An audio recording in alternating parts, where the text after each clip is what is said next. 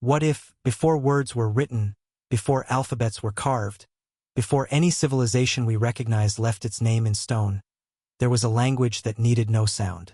A language carved in circles and spirals, in zigzags and crosses, in patterns that appear on cave walls in Spain and on rock faces in Australia, separated not by miles but by millennia, and yet somehow impossibly identical?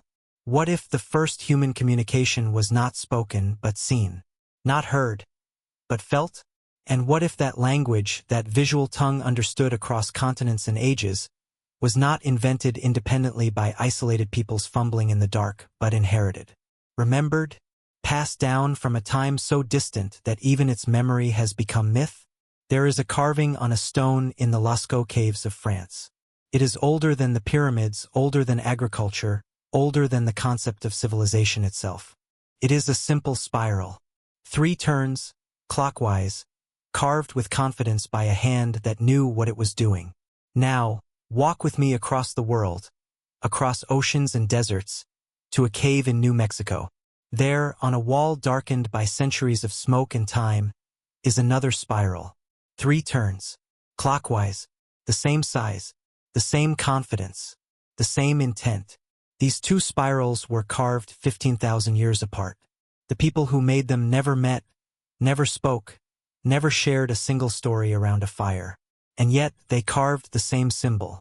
Exactly, precisely, as if following instructions written in a language we no longer speak.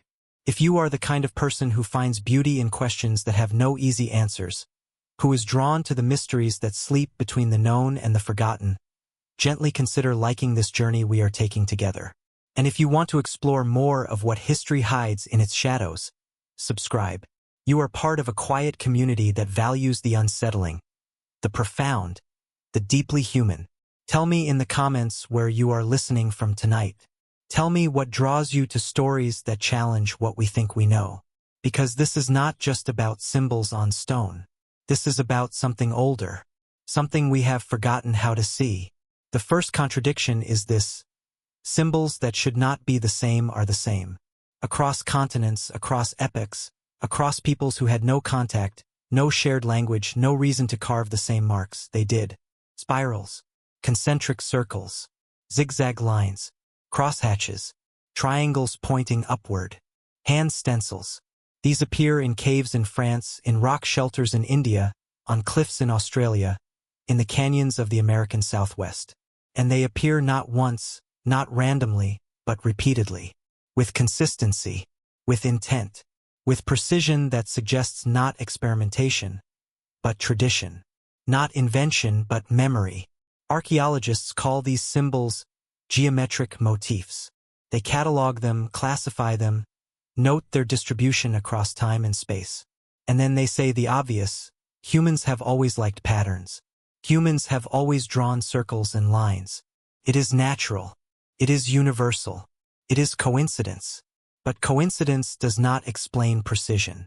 Coincidence does not explain why the same sequence of symbols, spiral, then circle, then crosshatch, appears in the same order in caves thousands of miles apart.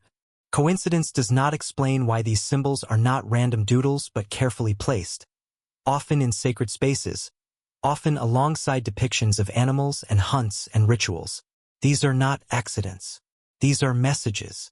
And the question is not whether they mean something. The question is, do they all mean the same thing? Consider the spiral. It is the most common symbol in prehistoric art, appearing on every inhabited continent.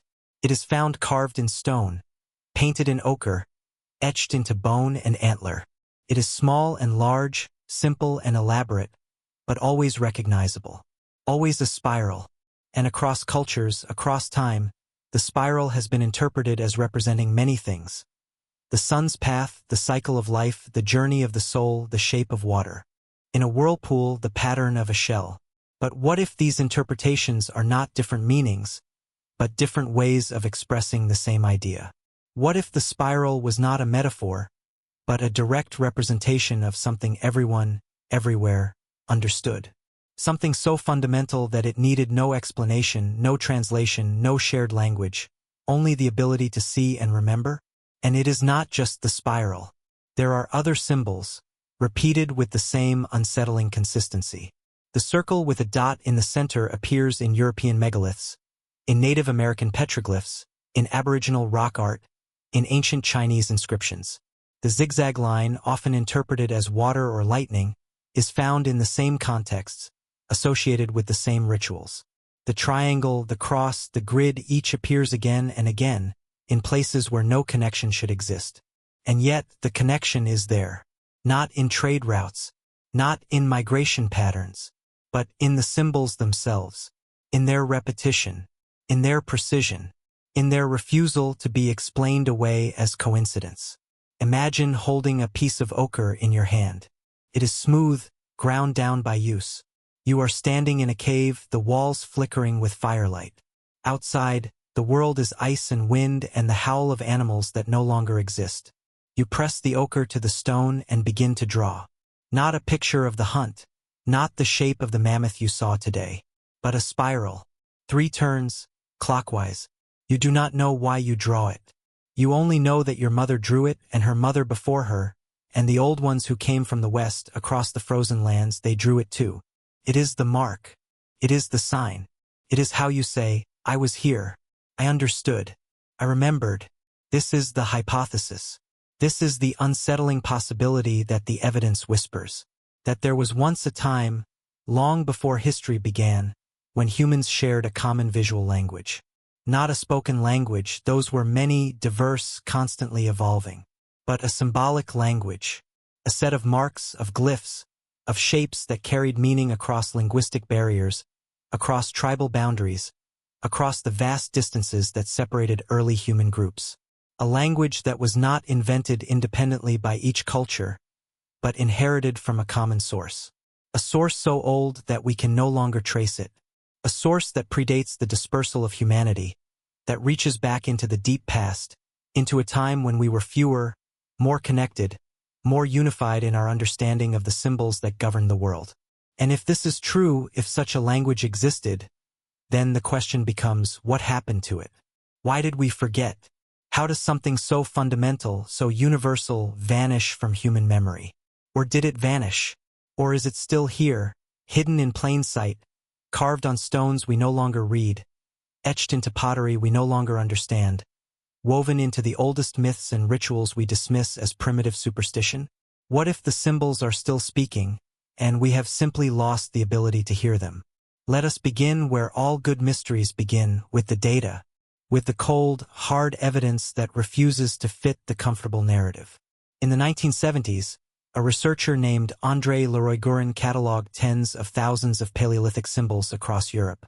He was meticulous. He measured, photographed, classified, and he found something strange. The same 26 geometric signs appeared again and again, across different caves, different time periods, different regions. Not approximately the same, exactly the same. The same angles, the same proportions, the same execution.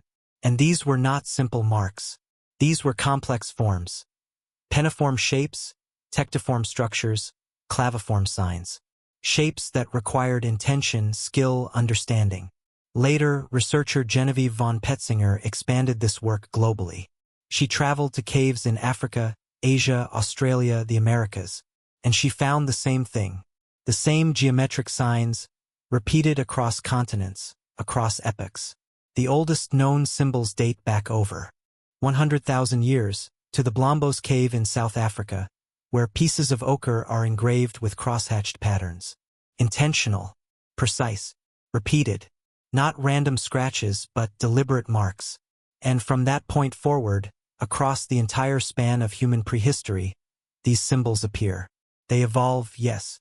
They become more complex, more stylized. But the core forms remain. The spiral, the circle, the zigzag, the cross, the triangle, the grid, always there, always consistent, always meaningful. And here is where the mystery deepens. These symbols are not decorative. They are not art for art's sake. They are placed in specific contexts. Near water sources, at cave entrances, in the deepest, most inaccessible chambers where only the initiated would venture. They are often found alongside depictions of animals. But they are separate, distinct, as if they serve a different purpose. The animals are representations of the physical world. The bison, the horse, the mammoth. But the symbols are something else. They are abstract. They are conceptual. They are ideas made visible. And the same ideas, expressed in the same visual forms, appear across the entire human world. What could these symbols represent? The conventional answer is that they are mnemonic devices, memory aids for oral traditions. A spiral might remind you of a story about the sun. A zigzag might recall a tale about the storm. Each culture invented its own symbols to support its own stories. But this explanation fails when confronted with the evidence. Because the symbols are not culturally specific. They are global. A spiral in France is the same as a spiral in Australia. A crosshatch in India is the same as a crosshatch in North America. If these were independent inventions, we would expect variation. We would expect regional styles, local preferences. But what we find is uniformity, consistency, as if there were rules, as if there were standards, as if someone, somewhere, established what these symbols should look like, and that standard spread across the world and persisted for tens of thousands of years. Consider the mathematical precision of some of these symbols. In the caves of Altamira, there are patterns of dots arranged in specific sequences, 3 dots, then 5, then 7. Prime numbers.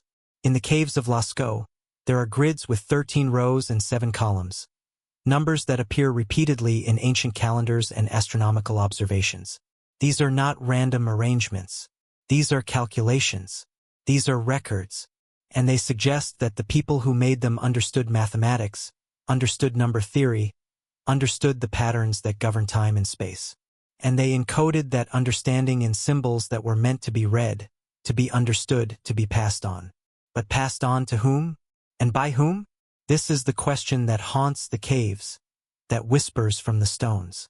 If these symbols represent a shared language, a common system of meaning, then there must have been a source, a group, culture, a civilization perhaps that developed this symbolic system and then, through migration or trade or teaching, spread it across the world. But when? Where? We have no cities from this period, no monumental architecture, no written records in the conventional sense. What we have are the symbols. Only the symbols. Carved in stone, painted on walls, scratched into bone. Silent, persistent, waiting. And they are not only found in caves. They appear on portable objects. On pieces of bone and antler, on shells and stones, on tools and ornaments. Objects that could be carried, traded, gifted.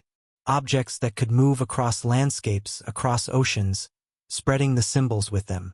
In the Pacific, there are stones carved with spirals and circles, found on islands separated by thousands of miles of open ocean. In South America, there are petroglyphs with the same geometric forms found in Europe and Asia.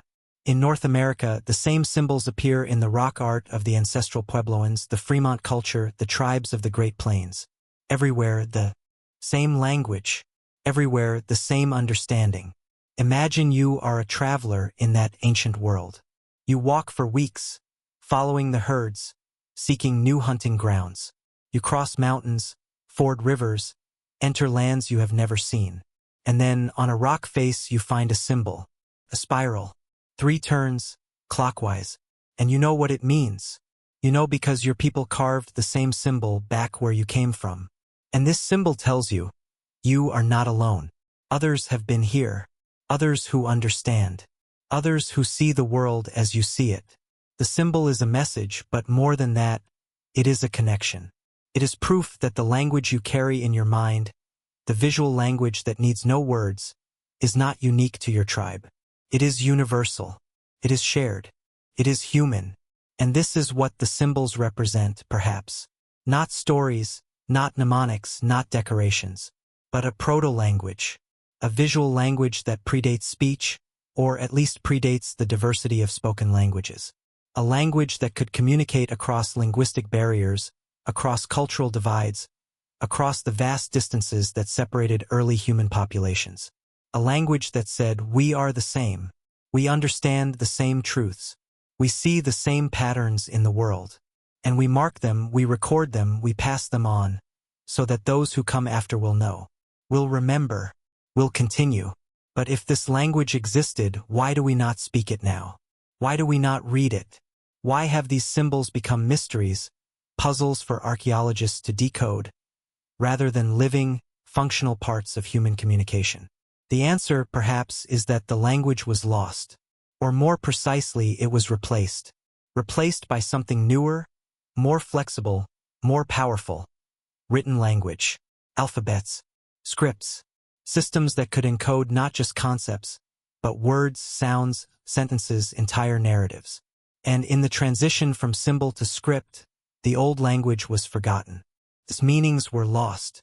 Its purpose was obscured, until all that remained were the marks themselves, silent on the stones, waiting for us to remember what they once said. But let us not move too quickly past the symbols themselves. Let us linger with them, examine them, try to understand what they might have been saying. Because within these simple geometric forms, spirals, circles, zigzags, crosses, there may be encoded not just arbitrary meanings, but fundamental human observations about the world. Observations so basic, so universal, that they needed no explanation. Observations that every human everywhere could recognize and understand. The spiral appears in nature everywhere. In shells, in whirlpools, in the unfurling of ferns, in the pattern of seeds in a sunflower. It is a shape that represents growth, expansion, the passage of time. Clockwise spirals in the northern hemisphere match the direction of water draining, the path of the sun across the sky. Counterclockwise spirals do the opposite. To see a spiral carved on a wall is to see time made visible, to see the cycle of seasons, of life and death, of beginnings and endings. It is not a metaphor. It is a direct observation. And if you carve a spiral, you are not creating a symbol. You are recording a truth. You are saying, this is how the world works. This is what I have seen. This is what you must remember. The circle with a dot in the center. The sun. The eye. The center of things. The source of light and warmth and life. It appears in every culture, in every age, because it represents something every human has experienced. The rising of the sun. The gaze that meets yours. The focal point around which everything else revolves. To carve the symbol is to mark the sacred, the central, the source. It is to say, here is where it begins. Here is what matters. Here is what must be protected, honored, remembered. The zigzag, water flowing, lightning striking, the path of a snake, the mountain ridge against the sky. It is movement, energy, danger, life. Water gives life, but it also destroys. Lightning illuminates, but it also burns. The zigzag captures duality, the tension between opposites, the rhythm of the world. To see it carved is to be reminded, the world is not static. It moves, it changes, it flows, and you must move with it or be left behind. The cross. The meeting of paths, the intersection of earth and sky, the four directions, the balance of opposites. It is structure, orientation, the way humans organize space and time. North, south, east, west. Dawn, noon, dusk, midnight.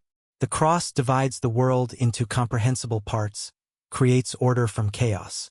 To carve a cross is to map the world, to say, I understand where I am. I understand how things connect. I understand the structure beneath the surface. These are not arbitrary meanings. These are observations. And the remarkable thing is that these observations are universal. A spiral in Europe means the same as a spiral in Australia because spirals in nature work the same way everywhere. A circle with a dot in the center represents the sun because the sun looks the same from every point on Earth. The symbols are not cultural inventions. They are visual representations of natural phenomena, of patterns that exist independently of human culture. And because these patterns are universal, the symbols that represent them can be universal too. They can be understood by anyone, anywhere, at any time, without the need for translation, without the need for shared language. You only need eyes. You only need the ability to see the world and recognize its patterns. And this is the power of a symbol language. It transcends the limitations of spoken language, which is always specific, always rooted in a particular community, a particular history. Symbols, if they are based on universal patterns, can communicate across time and space. They can carry meaning from one culture to another, from one generation to the next, without distortion, without loss. They are stable. They are reliable. They are, in a sense, eternal. But there is more. Because these symbols are not only found in isolation. They are found in sequences, in combinations, in patterns that suggest syntax, structure, grammar. In the cave of El Castillo in Spain, there is a panel with a series of symbols arranged in a specific order. A hand stencil, then 3 dots, then a spiral, then a zigzag line. This sequence is repeated, with slight variations, in caves across the region. It is not random. It is deliberate. It is, perhaps, a sentence, a phrase, a message that says something specific, something that required these symbols in this order to convey. And if we could read it, if we could understand the grammar of this ancient visual language, we might learn something astonishing. We might learn what our ancestors were trying to tell us. Archaeologists have attempted to decode these sequences, to find patterns in the distribution and combination of symbols. Some have proposed that the symbols represent a form of proto-writing, a step on the path toward the full alphabets and scripts that would emerge thousands of years later. Others have suggested that they are calendrical, marking lunar cycles, seasonal changes, astronomical events. Still others believe they are ritualistic, part of shamanic practices, visual aids for altered states of consciousness. And perhaps they are all of these things. Perhaps the symbols are multivalent, carrying multiple layers of meaning depending on context, on placement, on the other symbols they appear with. Perhaps they are not a simple code to be cracked, but a rich, complex language that requires not just translation, but interpretation, understanding, wisdom. And perhaps that wisdom was once common. Perhaps there was a time when humans, all humans, understood this visual language as naturally as we understand spoken language today. When children learned to read the symbols as they learned to walk, when the marks on stone were not mysteries but messages, not puzzles but instructions. When the spiral told you where the water was, when the crosshatch warned you of danger, when the circle with the dot marked the sacred place, the place where the ancestors gathered, where the rituals were performed, where the connection between the human and the divine was strongest. And perhaps in that time we were more connected, more unified, more aware of our shared humanity, our shared understanding, our shared place in the world. But time passed, languages diverged, tribes scattered, the world grew more complex, more fragmented. And the simple, universal symbols were no longer sufficient. They could not capture the nuance of individual languages, the complexity of emerging societies, the specificity of local knowledge. And so new systems were invented: pictographs, ideograms, syllabaries, alphabets, systems that could encode the full richness of human thought and language. And in the process, the old symbolic language was left behind, forgotten, reduced to decoration, to art, to the marks of primitives who did not yet know how to write. But what if that is the wrong way to see it? What if the old symbolic language was not primitive, but profound? Not simple, but elegant? Not the beginning of writing, but something else entirely? Something that was never meant to be replaced, but to endure, to coexist, to continue speaking its timeless truths long after the spoken languages had changed and the written scripts had faded into obscurity? Now let us travel deeper, not into the caves, though we will return there, but into the patterns themselves, into the mathematics hidden within the symbols, the codes encrypted in their repetition, the knowledge embedded in their distribution. Because the more we study these marks, the more we find that they are not random, not decorative, not accidental. They are precise. They are calculated. They are, in many cases, mathematical. In the Blombos cave, there are pieces of ochre engraved with crosshatched patterns dating back 75,000 years. At first glance, they appear simple, diagonal lines intersecting to form a grid. But when researchers analyzed the spacing, the angles, the number of lines, they found consistency.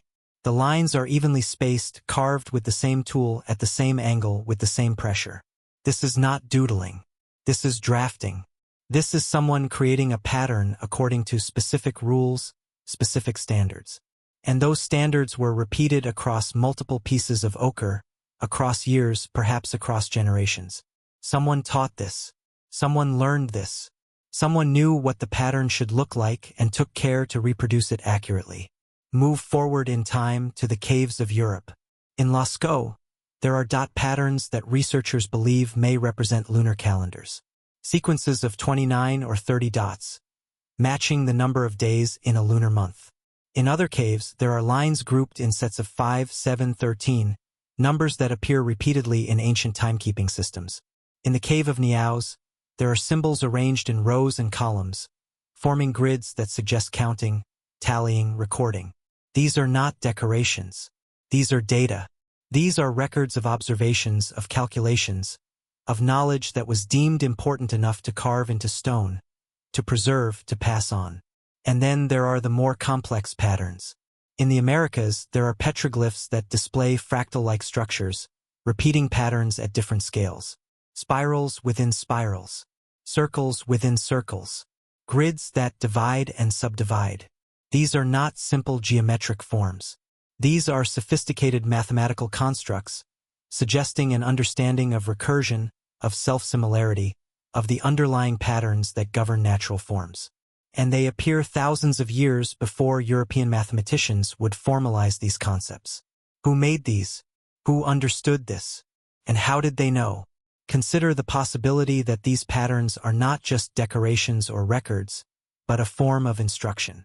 A way of encoding mathematical principles in visual form so that they could be understood without words, without numbers, without the symbolic notation we use today. Imagine you are teaching someone how to count, how to measure, how to understand proportion and ratio. You cannot write it down because writing does not exist yet.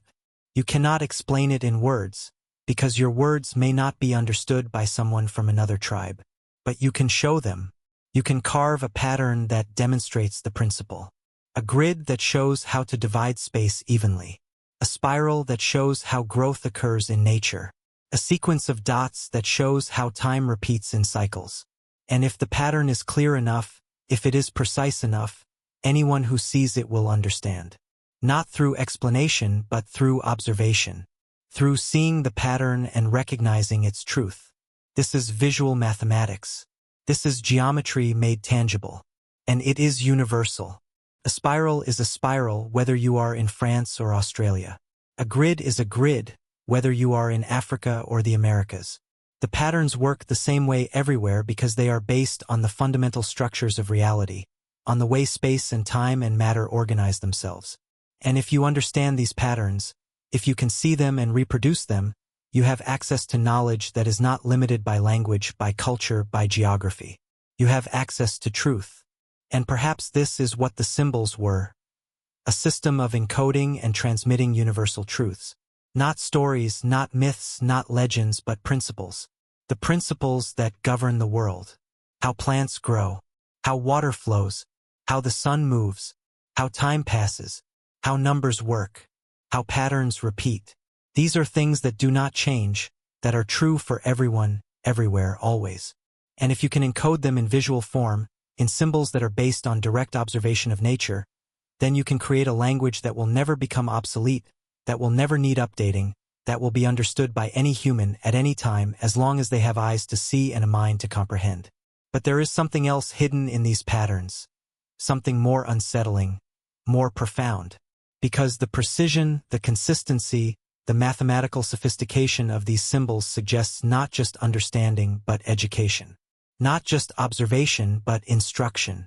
Not just individuals making marks, but a system of teaching, a tradition of knowledge, an institution that preserved and transmitted this symbolic language across generations, across regions, across the vast expanses of time that separate the earliest engravings from the latest.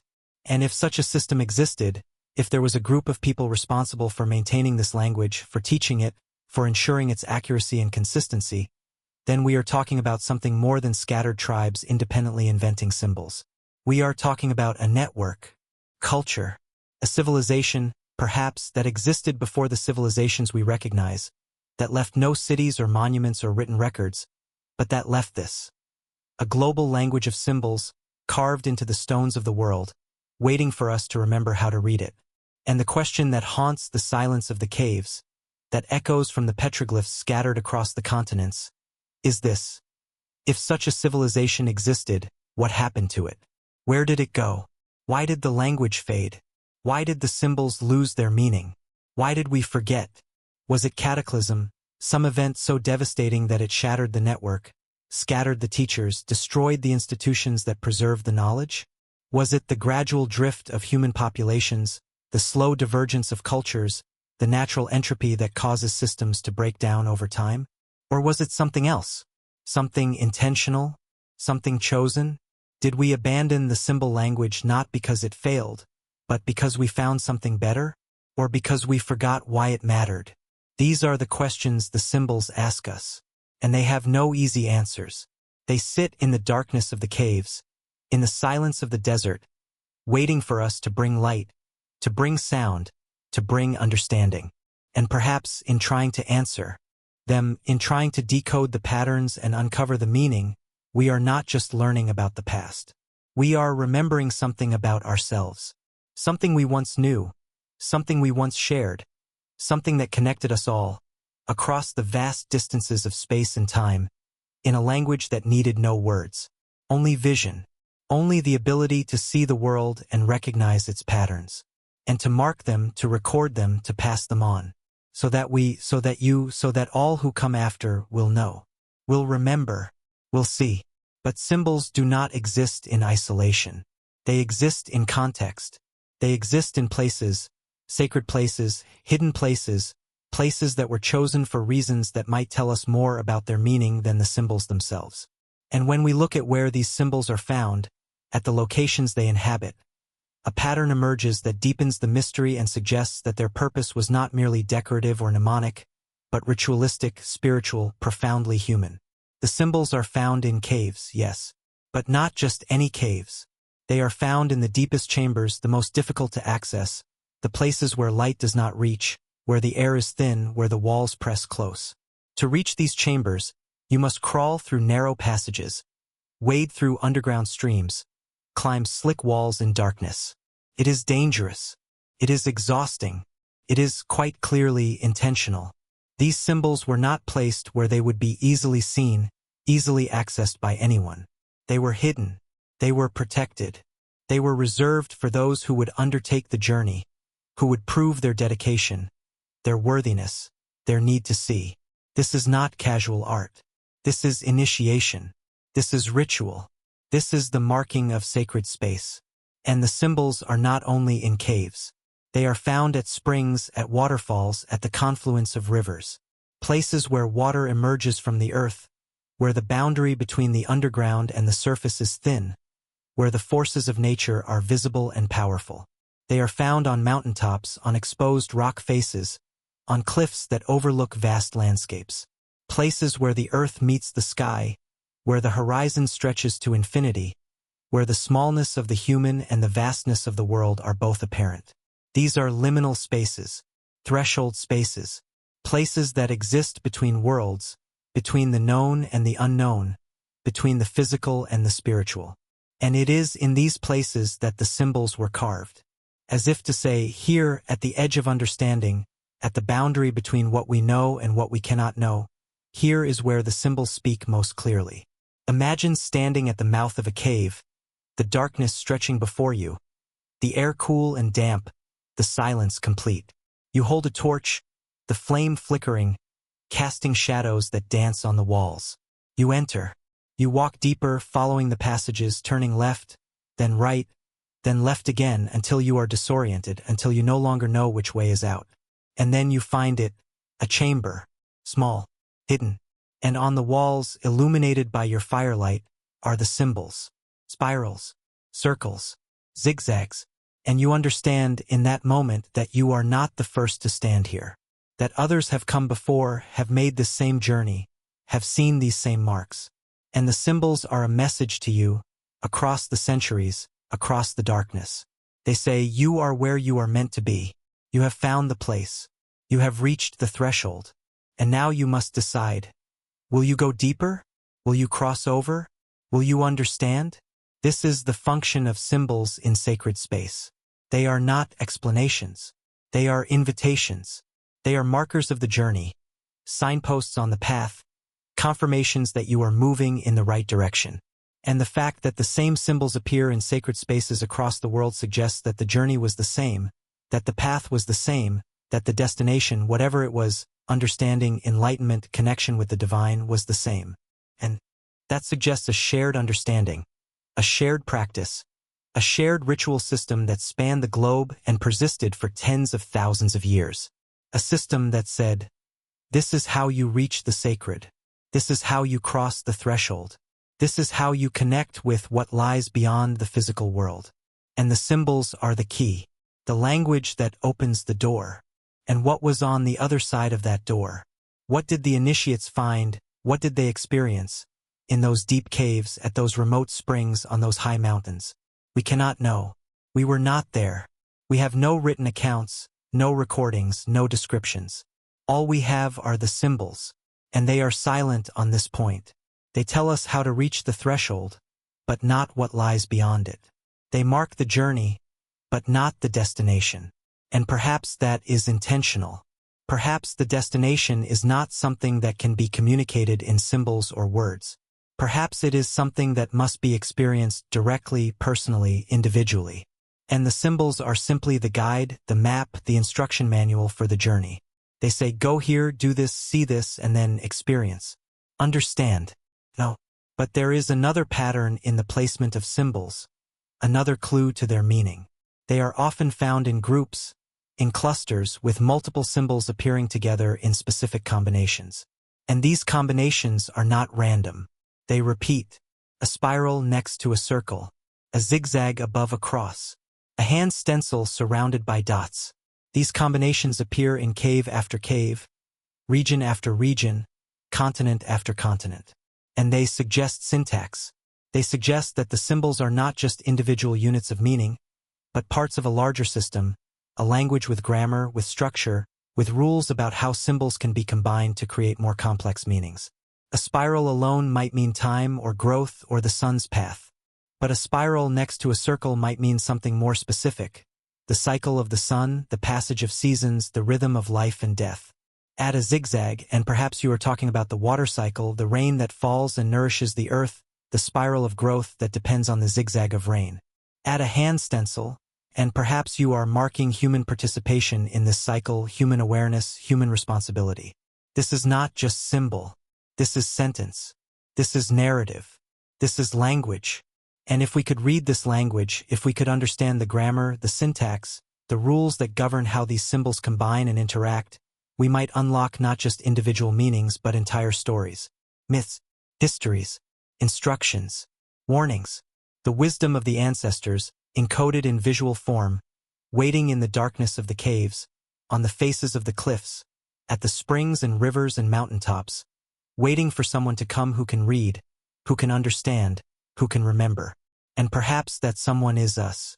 Perhaps we are the generation that finally has the tools, the knowledge, the perspective to decode this ancient language, to translate it into terms we can understand, to recover the wisdom that was hidden, that was forgotten, that was waiting all this time for us to be ready to hear it. Now let us turn to something even stranger, even more unsettling. Because the symbols are not only ancient. They did not disappear when writing was invented, when civilizations rose, when history began. They persisted. They evolved. They transformed. And in their transformation, they carried something forward, some echo of the original meaning, some fragment of the universal language that once connected all humans. And that echo is still with us today, hidden in the signs and symbols we use without thinking, without knowing where they came from, without understanding that we are speaking, still in the visual language of our ancestors. Consider the alphabet. The letters you are reading now, the characters that encode this narrative. They are symbols, abstract marks that represent sounds, that combine to form words, that convey meaning. But before they were abstract, they were pictures.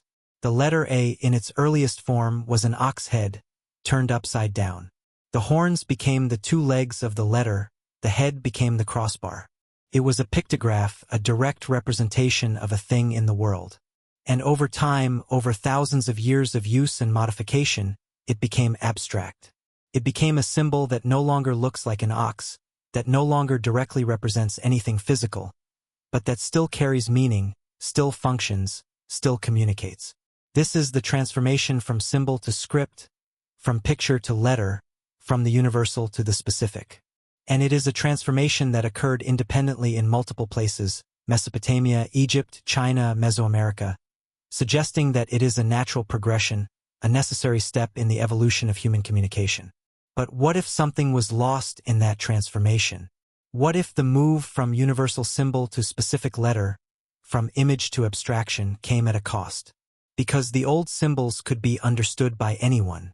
They were based on natural forms, on patterns that existed in the world, on observations that any human could make. But letters are arbitrary. The letter A does not look like an ox anymore. It looks like nothing.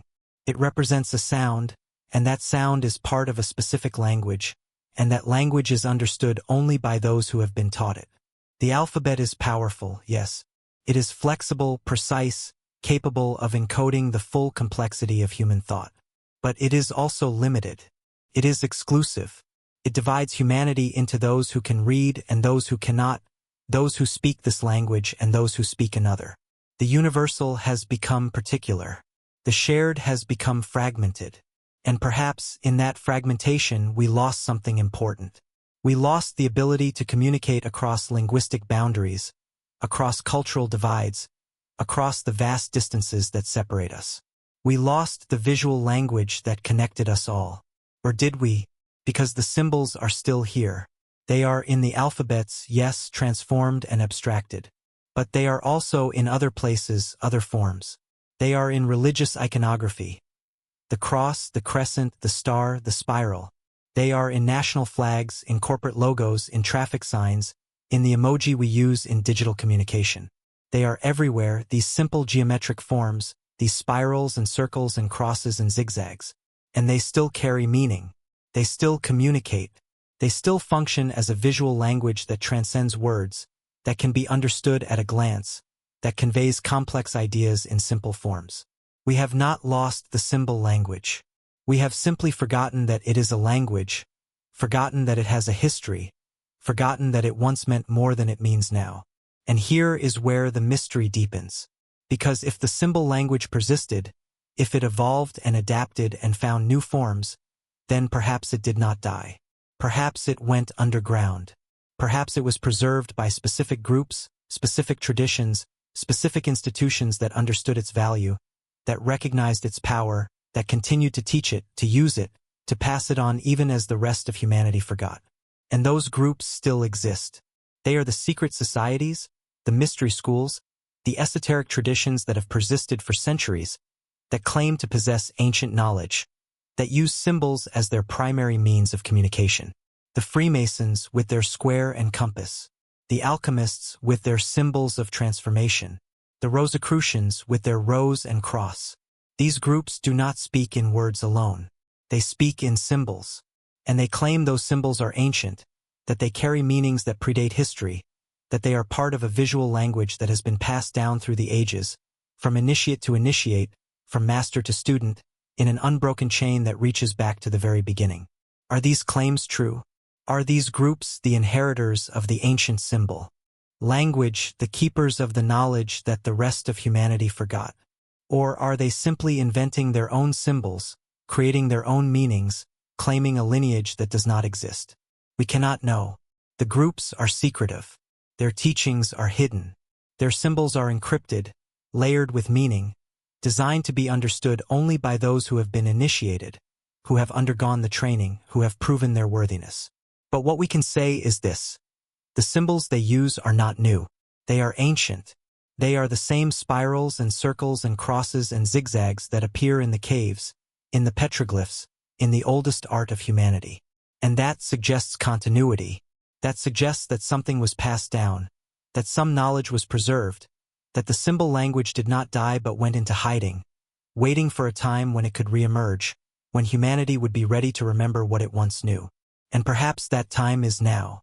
Perhaps we are living in a moment of rediscovery, of reconnection, of remembering.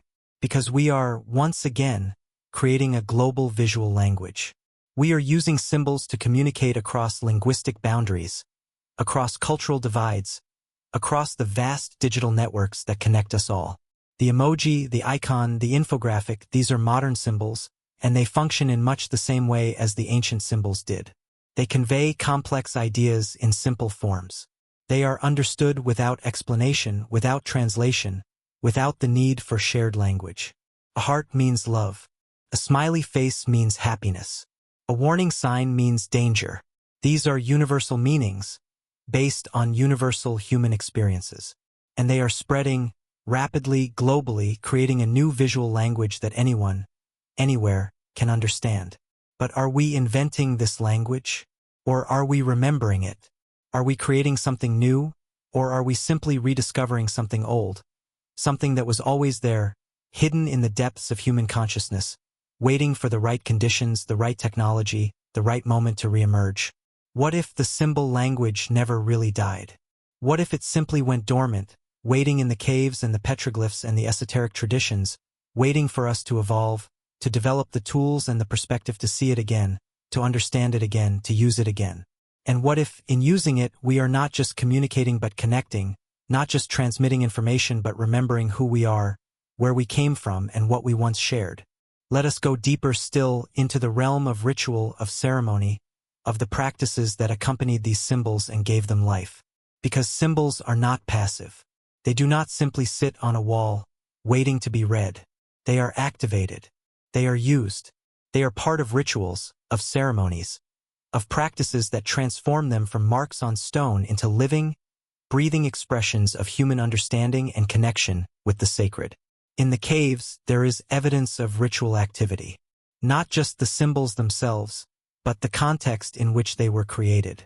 Footprints, preserved in clay, showing that people walked deep into the caves, often barefoot, often in single file, following a specific path.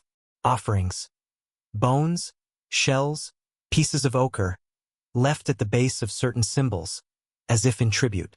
Acoustic studies showing that the symbols are often placed in chambers with specific acoustic properties, places where sound echoes, where a voice or a drum or a flute would resonate, creating an immersive sonic environment. And there are depictions of rituals. Figures dancing, figures in trance, figures with animal heads or elaborate costumes, suggesting shamanic practices, altered states of consciousness, journeys into the spirit world. The symbols are not separate from these rituals. They are part of them. They are the visual language of the ritual, the signs that mark the journey, the guides that lead the initiate from the physical world into the spiritual. Imagine you are part of such a ritual. You are led into the cave. By the elder, the shaman, the one who knows. The darkness surrounds you. The only light is the flickering torch, casting shadows that seem to move on their own. You walk for what feels like hours, deeper and deeper, until you lose all sense of direction, of time, of self. And then you reach the chamber. The walls are covered with symbols, and the elder begins to chant or to drum or to sing. And the sound fills the chamber, echoes from the walls, becomes something tangible, something that wraps around you, that pulls you out of your body, that opens your mind to something beyond the physical. And you look at the symbols, and for the first time you see them not as marks but as doorways, as portals, as living, breathing connections to the spirit world, to the ancestors, to the forces that govern life and death and everything in between.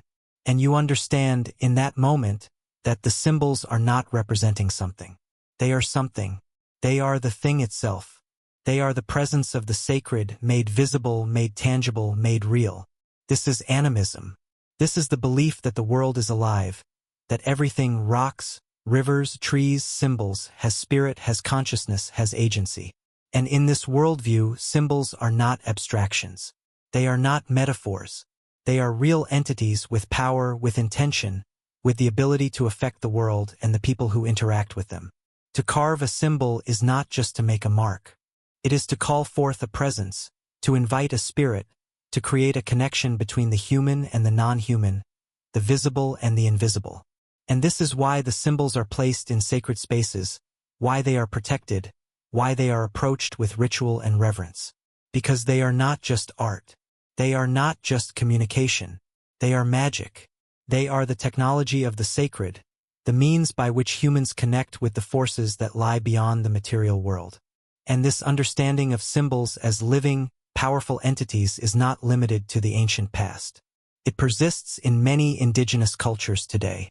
In Aboriginal Australia, the symbols painted on rocks and bodies are not just decorations. They are dreaming symbols, representations of the ancestral beings that created the world, that shaped the land, that gave the laws and the stories and the knowledge that govern human life.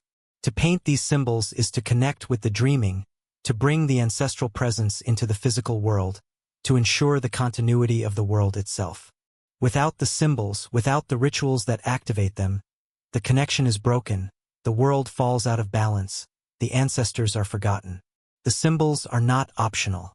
They are essential. They are the threads that bind the past to the present, the human to the non-human, the visible to the invisible. In Native American traditions, symbols are used in sand paintings, in body art, in the decoration of sacred objects. And these symbols are not static. They are created and destroyed as part of the ritual, as if their power lies not in their permanence, but in their creation, in the act of bringing them into being and then releasing them. A sand painting used in a healing ceremony is carefully constructed over hours or days, using colored sands to create intricate geometric patterns, spirals and circles and zigzags that encode the story of the patient's illness, the journey of the soul, the intervention of the spirits. And when the ceremony is complete, the sand painting is destroyed, swept away, returned to the earth. Because the power was in the creation, in the focus, in the act of connecting with the sacred through the making of the symbols. The symbols themselves are temporary, but the connection they create is real, lasting, transformative. This is a very different understanding of symbols than the one we hold in the modern world. We think of symbols as tools, as means of communication, as ways of conveying information. But in the ancient world, and in many indigenous cultures today, symbols are not tools. They are presences.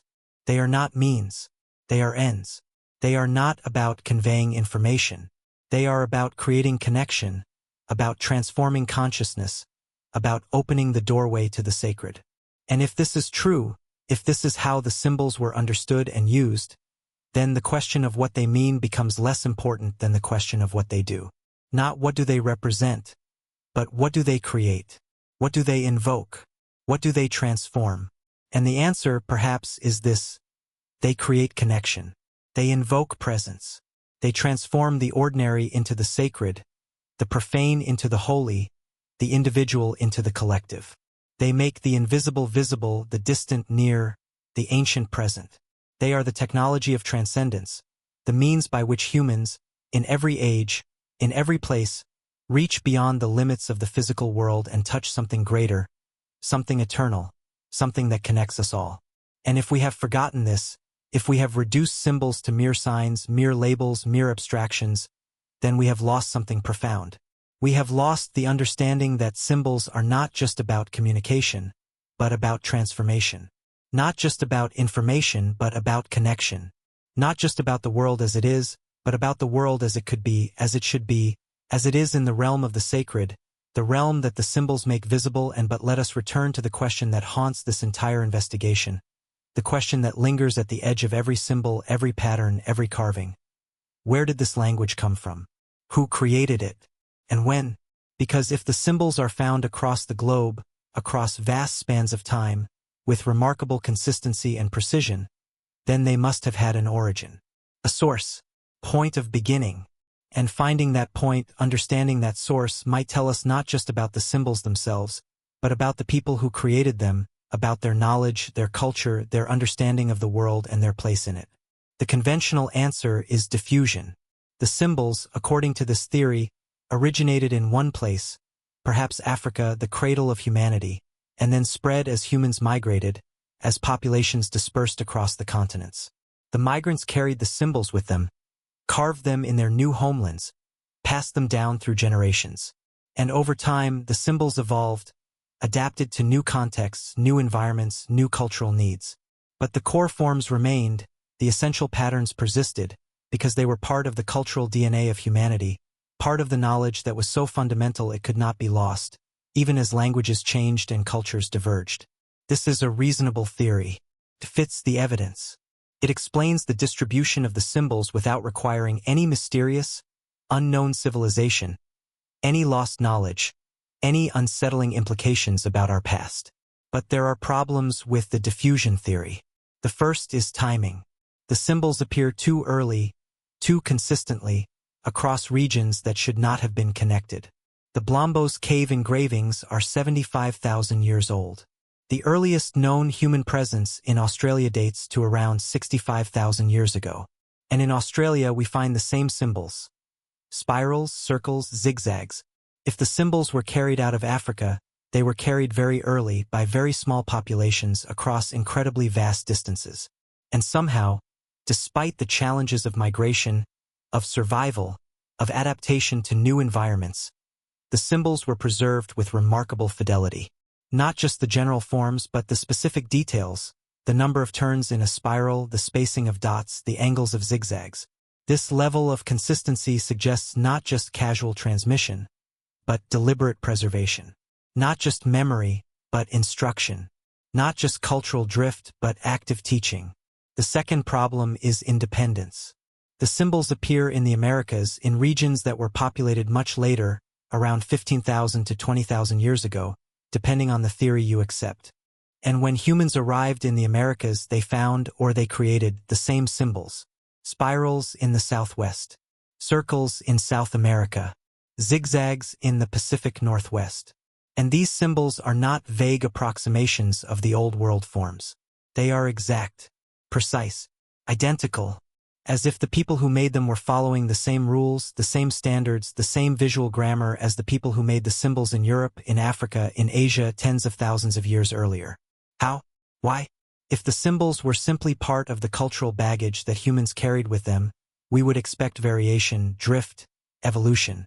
But what we find is consistency, stability, permanence, as if the symbols were not just remembered, but recorded. Not just passed down through oral tradition, but encoded in some other way, some more durable, more reliable way. But what way? And by whom? This brings us to the unsettling possibility. The possibility that the symbols did not originate with scattered tribes independently inventing the same marks. The possibility that there was a source, a teacher, a culture that developed the symbol language, that standardized it, that taught it, and that spread it across the world not through migration, but through contact, through networks, through systems of trade and communication that we have not yet discovered, that left no trace except the symbols themselves. A culture that existed before the cultures we recognize, that predates the rise of civilization as we define it, that operated in a time so distant, so remote, that it has been forgotten, erased, lost to history. A culture that understood the power of visual language, that recognized its universality, that saw its potential to connect humanity across linguistic and cultural boundaries, and that encoded that language in stone, in ritual, in practice, ensuring its survival, ensuring its transmission, ensuring that even if the culture itself vanished, the language would remain. Waiting, speaking, teaching. This is speculation. This is hypothesis. This is the edge where evidence meets imagination, where the known fades into the unknown. But it is not baseless speculation. It is grounded in the patterns, the consistency, the precision of the symbols. It is grounded in the fact that the symbols are not random, not accidental, not the independent inventions of isolated peoples. They are a system. They are a language. And languages do not arise spontaneously. They are created. They are taught. They are preserved. And if the symbol language was created, then someone created it. And if it was taught, then someone taught it. And if it was preserved, then someone chose to preserve it, chose to ensure its survival, chose to encode it in the most durable medium available, stone, so that it would outlast the culture, the language, the people themselves, so that it would speak to the future, to us. And perhaps that is the true meaning of the symbols. Not what they represent, not what they communicate, not what rituals they were part of or what knowledge they encoded, but the fact that they exist, the fact that they persist. The fact that they were made to last, to endure, to continue speaking long after the voices that created them fell silent. They are a message from the deep past, a message that says, we were here, we understood. We saw the patterns in the world and we marked them and we made sure you would see them too. We did not know you. We did not know when you would come, or what you would be like, or whether you would understand. But we trusted. We trusted that someday, someone would stand where we stood, would see what we saw, would recognize the patterns and know that they were not alone. That others had come before. That others had seen. That others had understood. And that the knowledge, the vision, the connection, it could be passed on, could be remembered, could survive. And we are that someone. We are standing where they stood. We are seeing what they saw. And slowly, carefully, tentatively, we are beginning to understand. Not fully, not completely, but enough.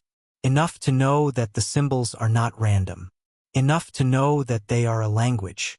Enough to know that they are speaking to us, across the vast gulf of time, telling us something important, something profound, something we need to hear. And the question is, are we listening? Are we paying attention? Are we ready to remember? And so we must ask, what happens when we try to decode this language? What happens when we approach the symbols not as mysteries, not as curiosities, not as art, but as texts, as documents, as messages that can be read, translated, understood? What happens when we apply the methods of linguistics, of cryptography, of semiotics to these ancient marks and try to extract their meaning? The answer, frustratingly, is we get partial results. Glimpses, fragments, hints of meaning that slip away when we try to grasp them fully. The symbols resist complete decoding. They remain elusive, enigmatic, stubbornly silent on some level even as they seem to whisper on another. Researchers have attempted to create catalogs, dictionaries of symbols. They have identified recurring forms, noted their contexts, proposed interpretations based on ethnographic parallels with modern indigenous cultures. The spiral, time, growth, journey. The circle, wholeness, sun, sacred space. The zigzag, water, lightning, energy. The cross, balance, directions, structure. The hand stencil, presence, identity, connection. These are not arbitrary assignments. They are based on careful analysis, on patterns in the distribution and association of symbols, on comparisons with the ways similar symbols are used in cultures that still maintain oral traditions about their meanings. And up to a point, these interpretations work. They make sense. They fit the evidence. They allow us to look at a panel of symbols and say, this might be about water, about the journey of the soul, about the cycle of seasons. This might be a prayer, a map, a record of a vision. But there is always more. Always another layer. Always the sense that we are seeing only the surface, only the most obvious meanings, and that beneath them, hidden, encoded, is something deeper, something more complex, something that requires not just knowledge but wisdom, not just analysis but intuition, not just decoding but experiencing. Because the symbols are not just information. They are not just data points to be extracted and cataloged. They are part of a holistic system, a way of seeing the world, a way of being in the world. And to understand them fully, we would need to inhabit that worldview, to see with the eyes of the people who created them, to think with their thoughts, to feel with their feelings. And that is impossible. We cannot go back. We cannot become them. We can only approach them carefully, respectfully, humbly, acknowledging that there are limits to what we can know, what we can understand, what we can recover from the silence of the stones. And yet, the attempt is worthwhile. Because even partial understanding is better than ignorance. Even fragmentary knowledge is better than dismissal. Even the recognition that there is something here, something meaningful, something worth preserving and studying and honoring, is a step forward. It is a step toward reconnecting with the deep past, toward acknowledging that the people who came before us were not primitive, not ignorant, not simple. They were humans like us, with complex thoughts, rich inner lives, sophisticated understanding of the world. They were artists, mathematicians, astronomers, storytellers, mystics, and they left us a legacy, encoded in symbols, carved in stone, painted on walls. A legacy that says, we saw, we understood, we were here, and we want you to know. But there is another dimension to the decoding problem, another layer of difficulty. Because the symbols do not exist in isolation from each other.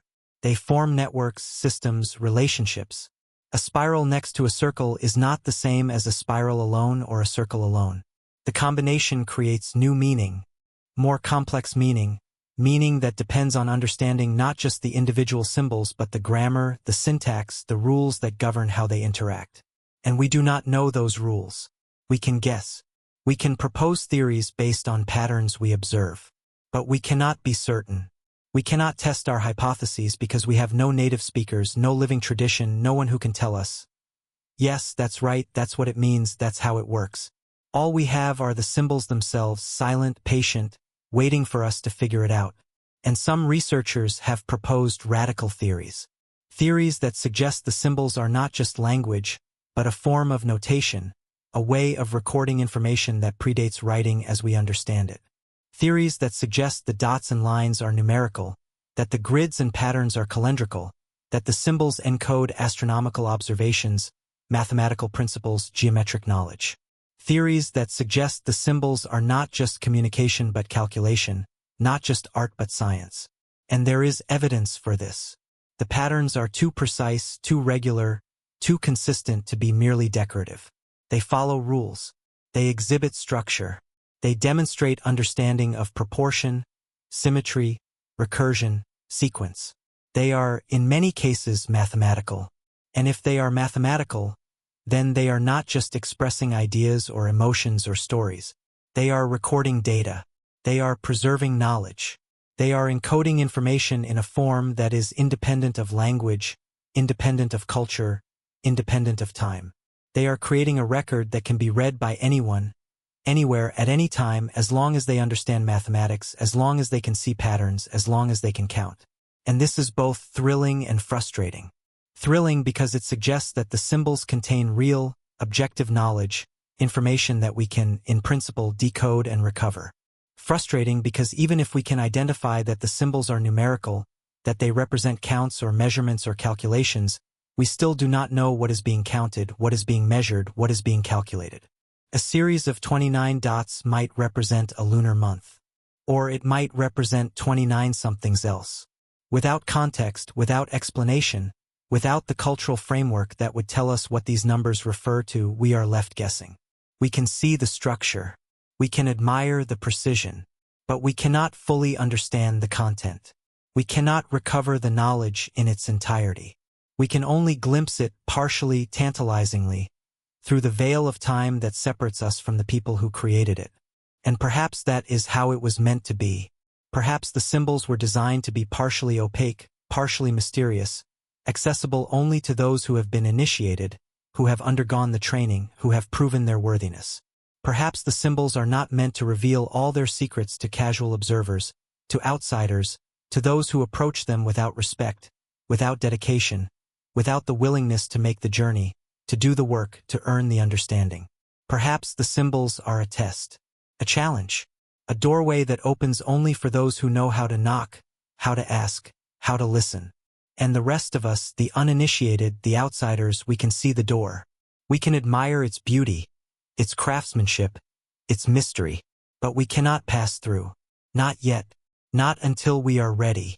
Not until we have learned what we need to learn, remembered what we need to remember, become who we need to become in order to understand.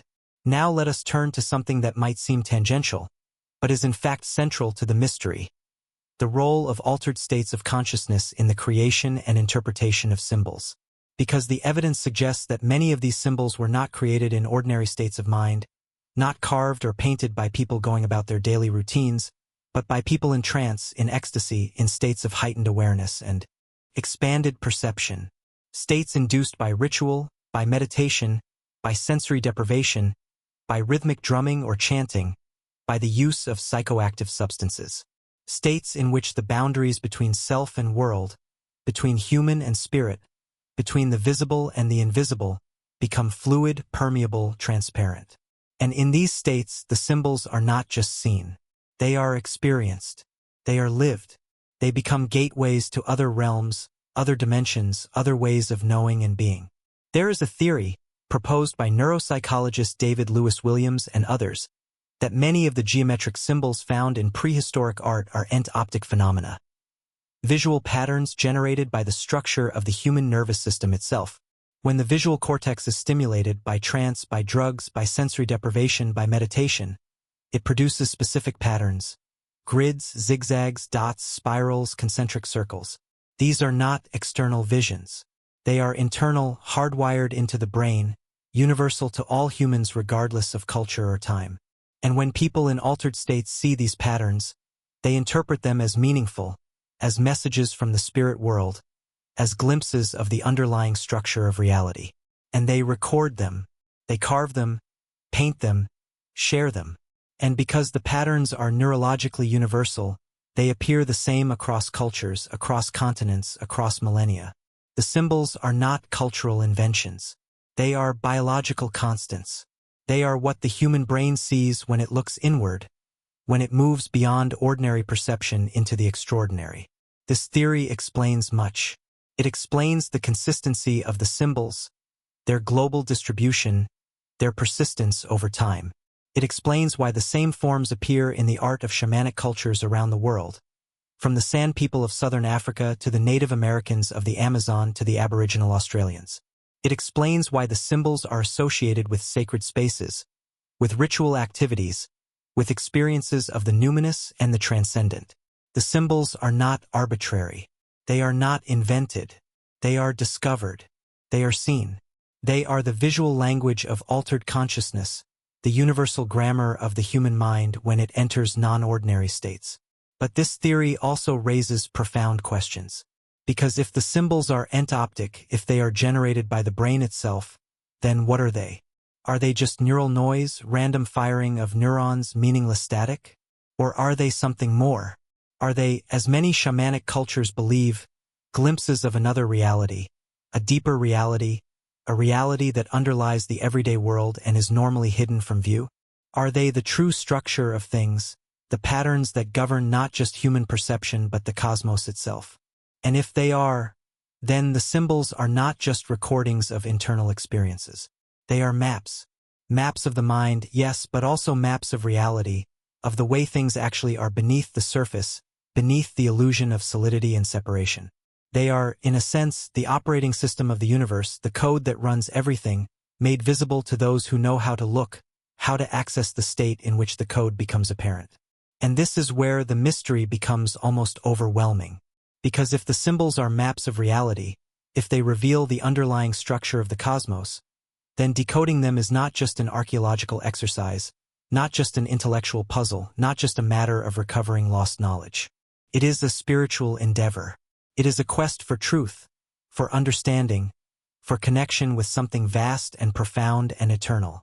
It is, in a sense, the ultimate human journey, the journey inward and outward simultaneously, the journey that reveals that the two are not separate, that the patterns inside the mind and the patterns outside in the world are the same, that the microcosm and the macrocosm mirror each other, that the human and the cosmic are one. And perhaps this is what the ancient symbol makers understood.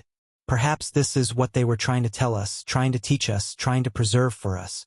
Not just information, not just data, not just knowledge in the ordinary sense, but wisdom.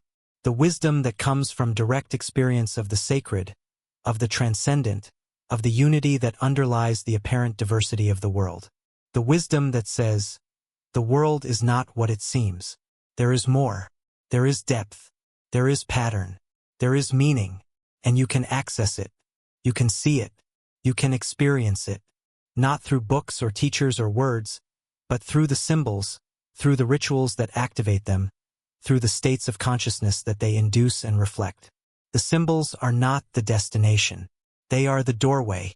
And once you pass through, once you see what they show, you are changed. You are transformed. You are no longer the person you were. You are initiated. You are awakened. You are, in a sense, reborn. And this is why the symbols are sacred. This is why they are protected, hidden, reserved for those who are ready. This is why they are not just marks on stone, but living presences, powerful entities, gateways to the divine. Because they do something. They create transformation. They open consciousness.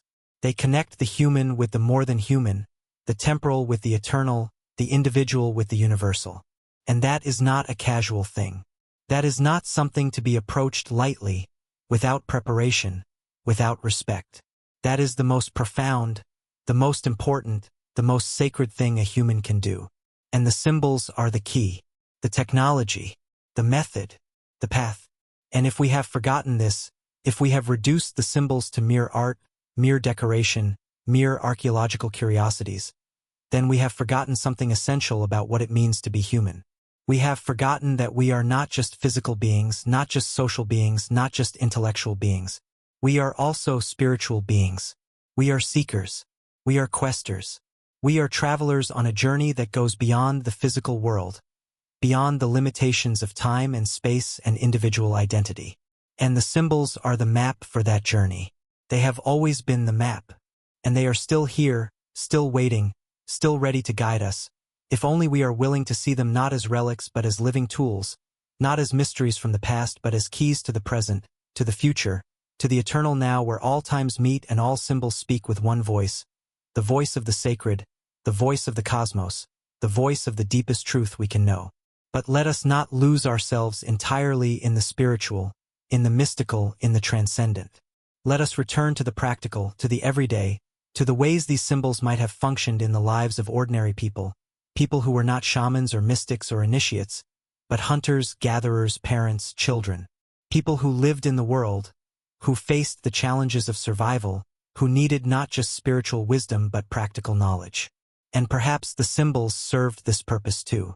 Perhaps they were not just sacred but also utilitarian, not just mystical but also informational, not just doorways to the divine, but also signs, markers, messages about the physical world and how to navigate it. Consider the context of many symbols. They are found near water sources, along migration routes, at the boundaries of territories. And they often seem to mark something. This place is important. This place is sacred. This place is safe. This place is dangerous. The symbols are not just abstract representations of cosmic truths.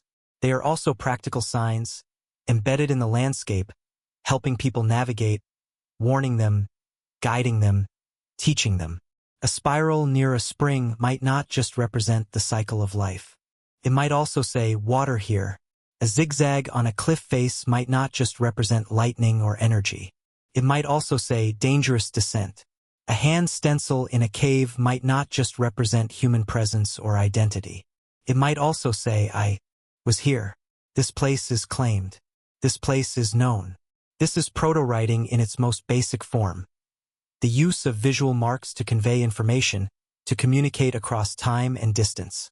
And it is a small step from this to more complex systems that can encode not just single concepts but sequences, narratives, instructions. Systems that can tell stories, record events, preserve knowledge. And we see this evolution in the archaeological record. The simple geometric symbols of the Paleolithic give way, over time, to more complex forms. Pictographs, ideograms, the earliest forms of script, the Sumerian cuneiform, the Egyptian hieroglyphs, the Chinese characters. All of these emerge from systems of visual symbols that were once simpler, more abstract, more universal. And all of them retain, at their core, some echo of the original symbol language. The spiral, the circle, the cross, these forms appear in writing systems around the world, transformed and adapted but still recognizable, still carrying some fragment of the original meaning. And this suggests continuity. It suggests that the symbol language did not die, did not disappear, did not become irrelevant when writing was invented. It suggests instead that writing is the descendant of the symbol language, the evolved form, the specialized adaptation. Writing is more powerful in some ways. It is more specific, more flexible, more capable of encoding complex information. But it is also more limited. It is language-specific, culture-specific, requiring training and literacy and shared conventions. The symbol language was universal. Writing is particular. The symbol language could be understood by anyone with eyes and a mind. Writing can only be understood by those who have been taught. And in that transition from universal to particular, something was gained. But something was also lost.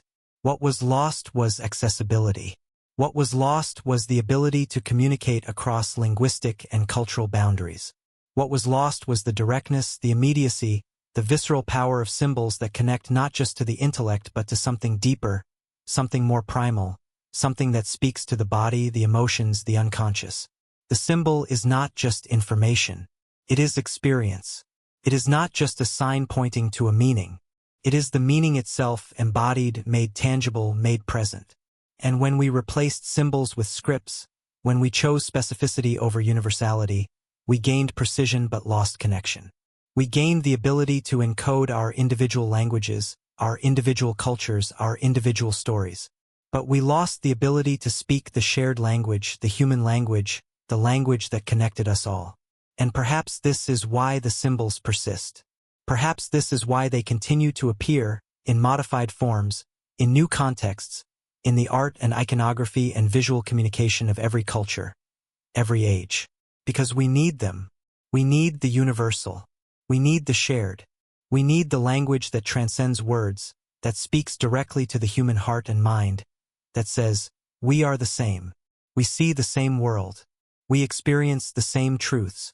And we can communicate those truths, not through the mediation of words, which divide us, but through the directness of symbols, which unite us. This is why we create flags, logos, icons, emoji. This is why we still use the spiral, the circle, the cross, the zigzag in our visual communication. Not because we are inventing these forms, but because we are remembering them. Not because they are new, but because they are old. Older than language, older than culture, older than history, as old as humanity itself. And if this is true, if the symbol language is hardwired into us, if it is part of the deep structure of human consciousness, then it is not something we can lose entirely, no matter how much we forget, no matter how much we focus on words and scripts and abstract concepts. It is always there, beneath the surface, waiting to be rediscovered, waiting to be remembered, waiting to be used. And perhaps we are in the process of rediscovering it now, in this digital age, in this global culture, in this moment when we are once again creating a visual language that transcends words, that crosses borders, that connects people who do not share a spoken language but who can understand the same emoji, the same icon, the same symbol. We are not inventing something new. We are returning to something old. We are coming full circle. We are remembering the language we once spoke, the language we carved in the caves, the language we shared when we were few and the world was vast and we needed to communicate across the distances, across the differences, across the silence. The symbol language, the universal language, the human language. And in remembering it, perhaps we are also remembering something else. Something about who we are. Something about where we came from. Something about the unity that underlies the diversity, the connection that persists despite the separation, the shared humanity that makes us all, across all times and all places, part of the same story, the same journey, the same quest for meaning and understanding and connection. The symbols are not just marks. They are not just art. They are not just history. They are mirrors. They are showing us ourselves. They are reminding us of what we have always been, what we still are, what we will always be. Humans, seekers, symbol makers, storytellers trying to make sense of the world, trying to connect with each other, trying to preserve what we know and pass it on to those who come after. This is what the symbols do. This is what they have always done. And this is what they will continue to do, as long as there are humans to see them, to understand them, to honor them. And yet, for all our analysis, for all our theories and interpretations and attempts at decoding, the symbols remain, in some essential way, mysterious. They resist complete understanding. They refuse to yield all their secrets. And perhaps this is not a failure of our methods, our intelligence, our dedication. Perhaps it is intentional. Perhaps the mystery is the point. Perhaps the symbols were designed not to be fully understood, not to be completely decoded, but to remain forever just beyond our grasp, forever calling us forward, forever inviting us deeper, forever challenging us to see more, to understand more, to become more than we are. There is a concept in many mystical traditions, the idea that the deepest truths cannot be spoken, cannot be written, cannot be directly communicated. They can only be experienced. They can only be realized. They can only be known in the moment of knowing, and then they slip away, leaving only the memory, the echo, the longing to know again. And perhaps the symbols are like this. Perhaps they are not texts to be read but experiences to be had. Perhaps they are not conveying information but inviting transformation. Perhaps the act of looking at them, of contemplating them, of sitting with them in silence and wonder, is itself the meaning. The meaning is not in what they represent. The meaning is in what they do to you, in you as you engage with them. And what they do is open you. They open your mind to possibility, to mystery, to the recognition that the world is not fully known, not fully understood, not fully conquered by human intellect. They open your heart to awe, to reverence, to the sense that there is something sacred in the world, something that predates us and will outlast us, something that we are part of but do not control. They open your spirit to connection, to the recognition that you are not alone, that others have stood where you stand, have seen what you see, have felt what you feel. The symbols create connection across time, across space, across the boundaries that separate us. They say, we are all human. We all see spirals and circles and zigzags. We all respond to these patterns. We all recognize them as meaningful, as beautiful, as important. We are all part of the same story. And this is the deepest meaning of the symbols. Perhaps, not what they represent, but what they create. Connection, continuity, unity. They are the threads that bind us to the past, to each other, to the world. They are the visible expression of something invisible, something that cannot be named or defined but that we all recognize when we see it. Something that says, this matters, this is important, this is worth preserving, worth honoring, worth passing on. And in preserving them, in honoring them, in passing them on, we are not just maintaining a tradition, not just conserving archaeological sites, not just cataloging ancient art. We are maintaining our connection to the deep past, to the origins of human consciousness, to the first stirrings of the impulse to create, to communicate, to make marks that say, I was here, I saw, I understood, I am part of this, and we are part of this. You listening now, you are part of the story. You are part of the long, unbroken chain of humans who have seen the symbols, who have wondered about them, who have felt their power and their mystery. And in wondering, you are continuing the work. You are honoring the ancestors. You are keeping the symbols alive, not just as archaeological artifacts but as living presences, as meaningful expressions of human consciousness and creativity. The symbols exist because we see them. They speak because we listen. They mean because we care. And as long as there are humans who care, who wonder, who see beauty and meaning in these ancient marks, the symbols will continue to live, to speak, to connect us to something larger than ourselves. But there is one more layer to this, one more question that must be asked. And it is perhaps the most unsettling question of all. What if the symbols are not just from the past? What if they are also from the future? What if they are not just records of what was, but messages about what will be? What if they are not just looking backward but forward? What if they are prophecies, warnings, instructions for a time yet to come, a time when we will need them, when we will need to remember what they say, when we will need to reconnect with the knowledge they encode? This is speculation of the highest order. This is the realm of myth, of vision, of prophecy. But consider, the symbols have survived for tens of thousands of years. They have outlasted languages, cultures, civilizations. They have persisted through ice ages, through climate changes, through human migrations and extinctions and rebirths. They have been carved and recarved, painted and repainted, copied and transmitted across unimaginable spans of time. Why? What is so important about them that they must be preserved, that they must be maintained, that they must be passed on? What are they waiting for? What are they preparing for? What are they trying to tell us that we do not yet understand, that we are not yet ready to hear? Perhaps the symbols are not just about the past. Perhaps they are about the cycle of rise and fall, of knowledge gained and lost, of civilizations that emerge and flourish and collapse, leaving only fragments, only echoes, only symbols carved in stone. Perhaps the symbols are saying, this has happened before, and it will happen again. And when it happens again, when the current world ends and the new world begins, when the survivors emerge from the ruins and begin to rebuild, they will need these symbols. They will need the knowledge, the wisdom, the connection to the deep past that the symbols provide. They will need to know that they are not starting from nothing, that there were others before them, that the knowledge can be recovered, that the symbols are the key. And so the symbols were made to last, to survive, to wait, to be there when they are needed most.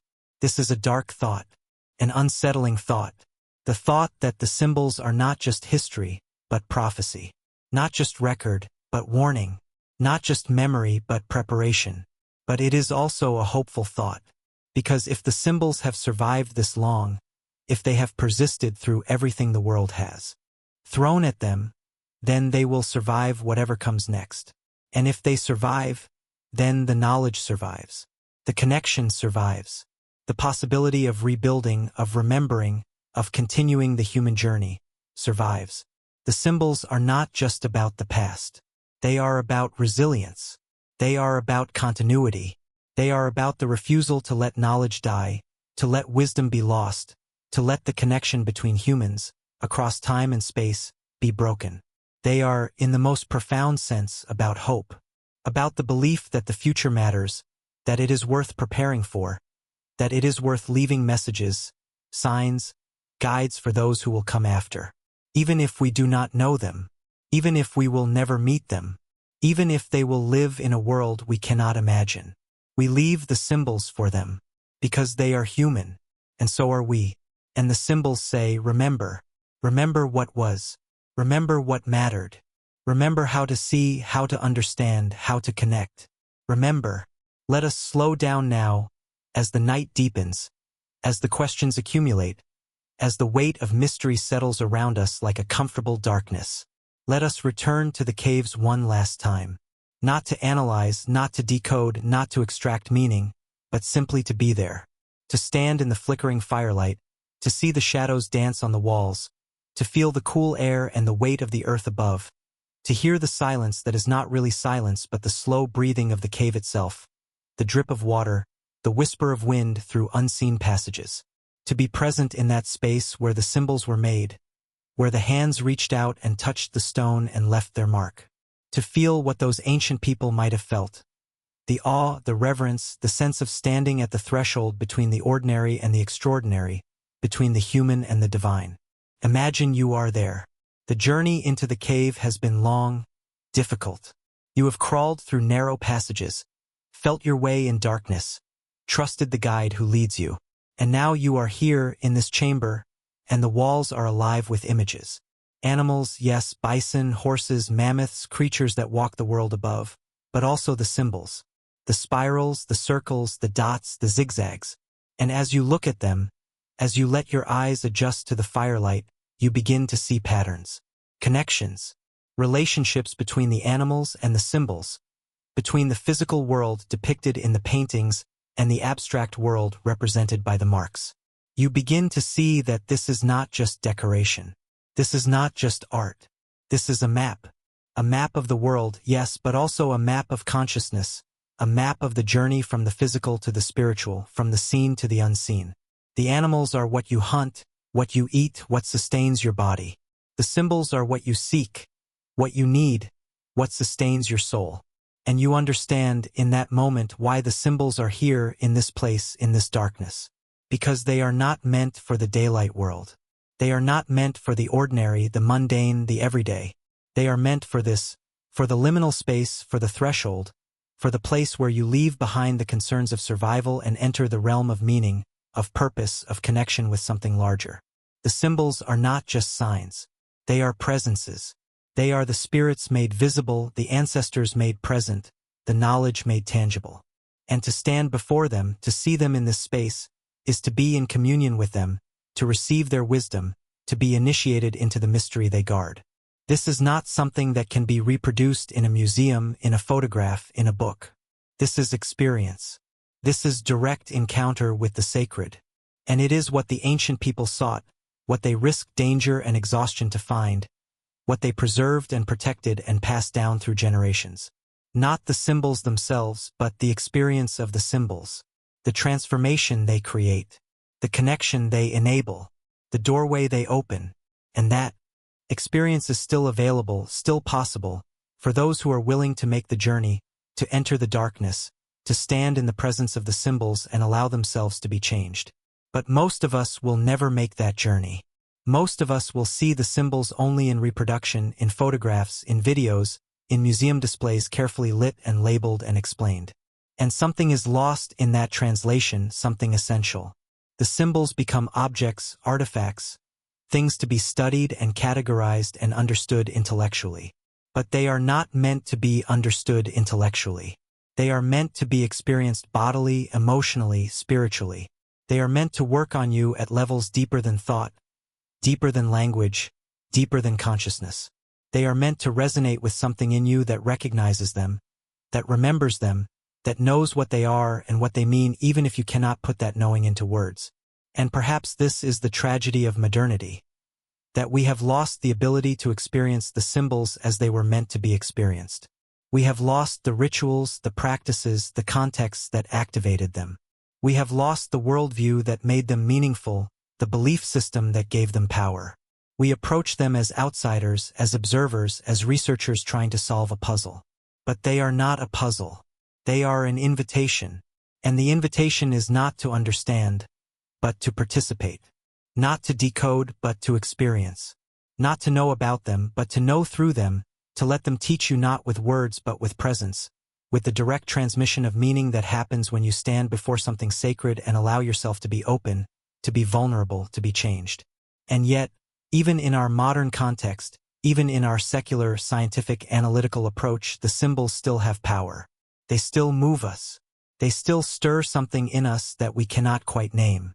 We look at a photograph of a spiral carved 30,000 years ago, and we feel something. We see a pattern of dots arranged in a perfect grid, and we sense that it means something, even if we cannot say what. We stand before a panel of geometric symbols in a museum, and we are drawn in, fascinated, compelled to look closer, to see more, to understand. The symbols are working on us even now, even in this diminished form, even without the rituals and the darkness and the immediacy of the cave. They are still speaking. We are still listening. And that connection, that resonance, that recognition, it is proof that the symbols are not dead, that they are not relics, that they are still alive, still functioning, still doing what they were designed to do. Connect, transform, illuminate. And if this is true, if the symbols still have power even in our modern context, then perhaps the knowledge they encode is not entirely lost. Perhaps it is dormant, waiting to be awakened. Perhaps it is there, in the symbols themselves, in the patterns, in the relationships, waiting for us to develop the eyes to see it, the mind to understand it, the heart to feel it. Perhaps we are not as far from the ancient symbol makers as we think. Perhaps the distance between us and them is not a chasm but a veil, thin and permeable, and all it takes to cross it is attention, dedication, openness. All it takes is the willingness to see the symbols not as artifacts but as teachers, not as objects from the past but as messengers to the present, not as mysteries to be solved but as guides to be followed, paths to be walked, doorways to be entered. And where do these doorways lead? Where does the path go? What is on the other side? We do not know. We cannot know until we cross the threshold, until we make the journey, until we allow the symbols to do their work. But perhaps that is the point. Perhaps the mystery is not a problem to be solved, but a reality to be embraced. Perhaps not knowing is not a failure but a gift, an invitation to remain open, to remain curious, to remain engaged. Perhaps the symbols are not withholding their secrets. Perhaps they are revealing them constantly, continuously, to those who have the eyes to see, the ears to hear, the hearts to understand. And perhaps we are those people. Perhaps you are. Perhaps this moment, right now, as you listen, as you wonder, as you allow the mystery to settle around you like a cloak, perhaps this is the moment when the symbols speak most clearly. Not with words, not with explanations, but with presence. With the simple fact of their existence, their persistence, their refusal to be forgotten. They are here. They have always been here. And they are waiting for you.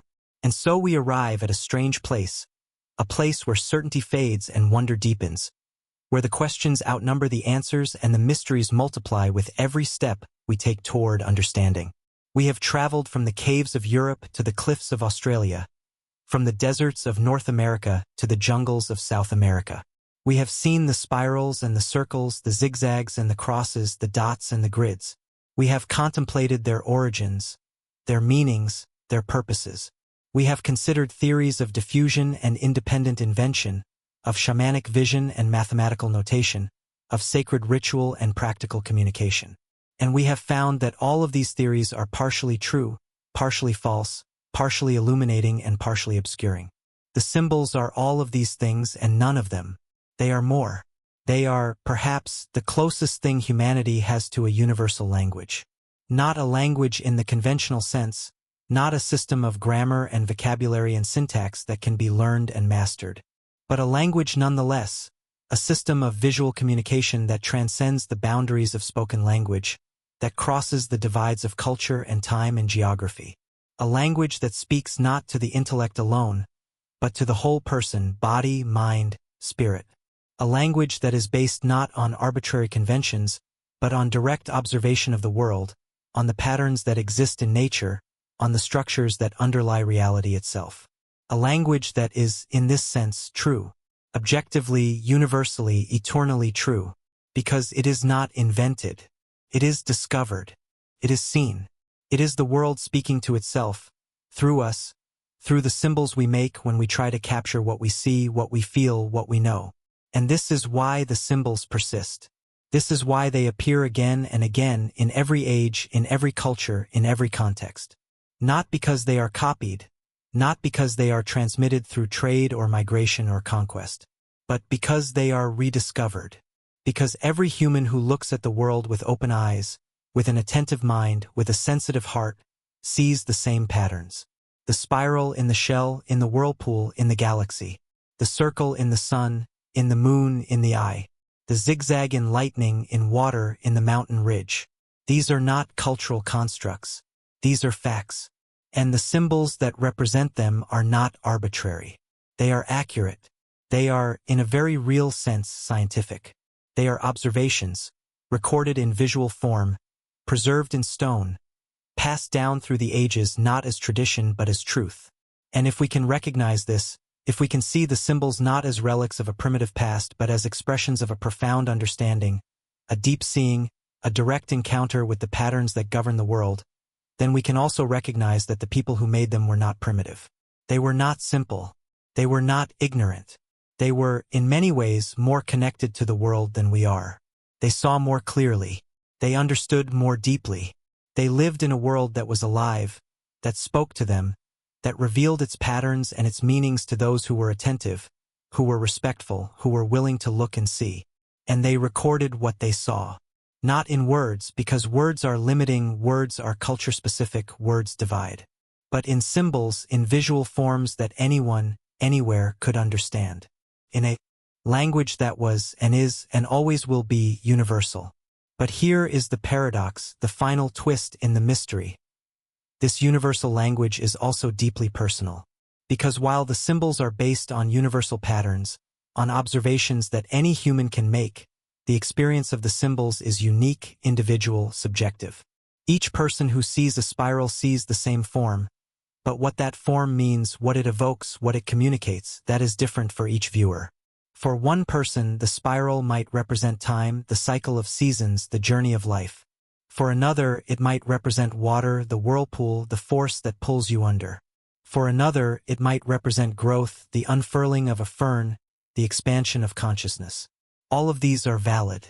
All of these are true, because the symbol is not a fixed meaning.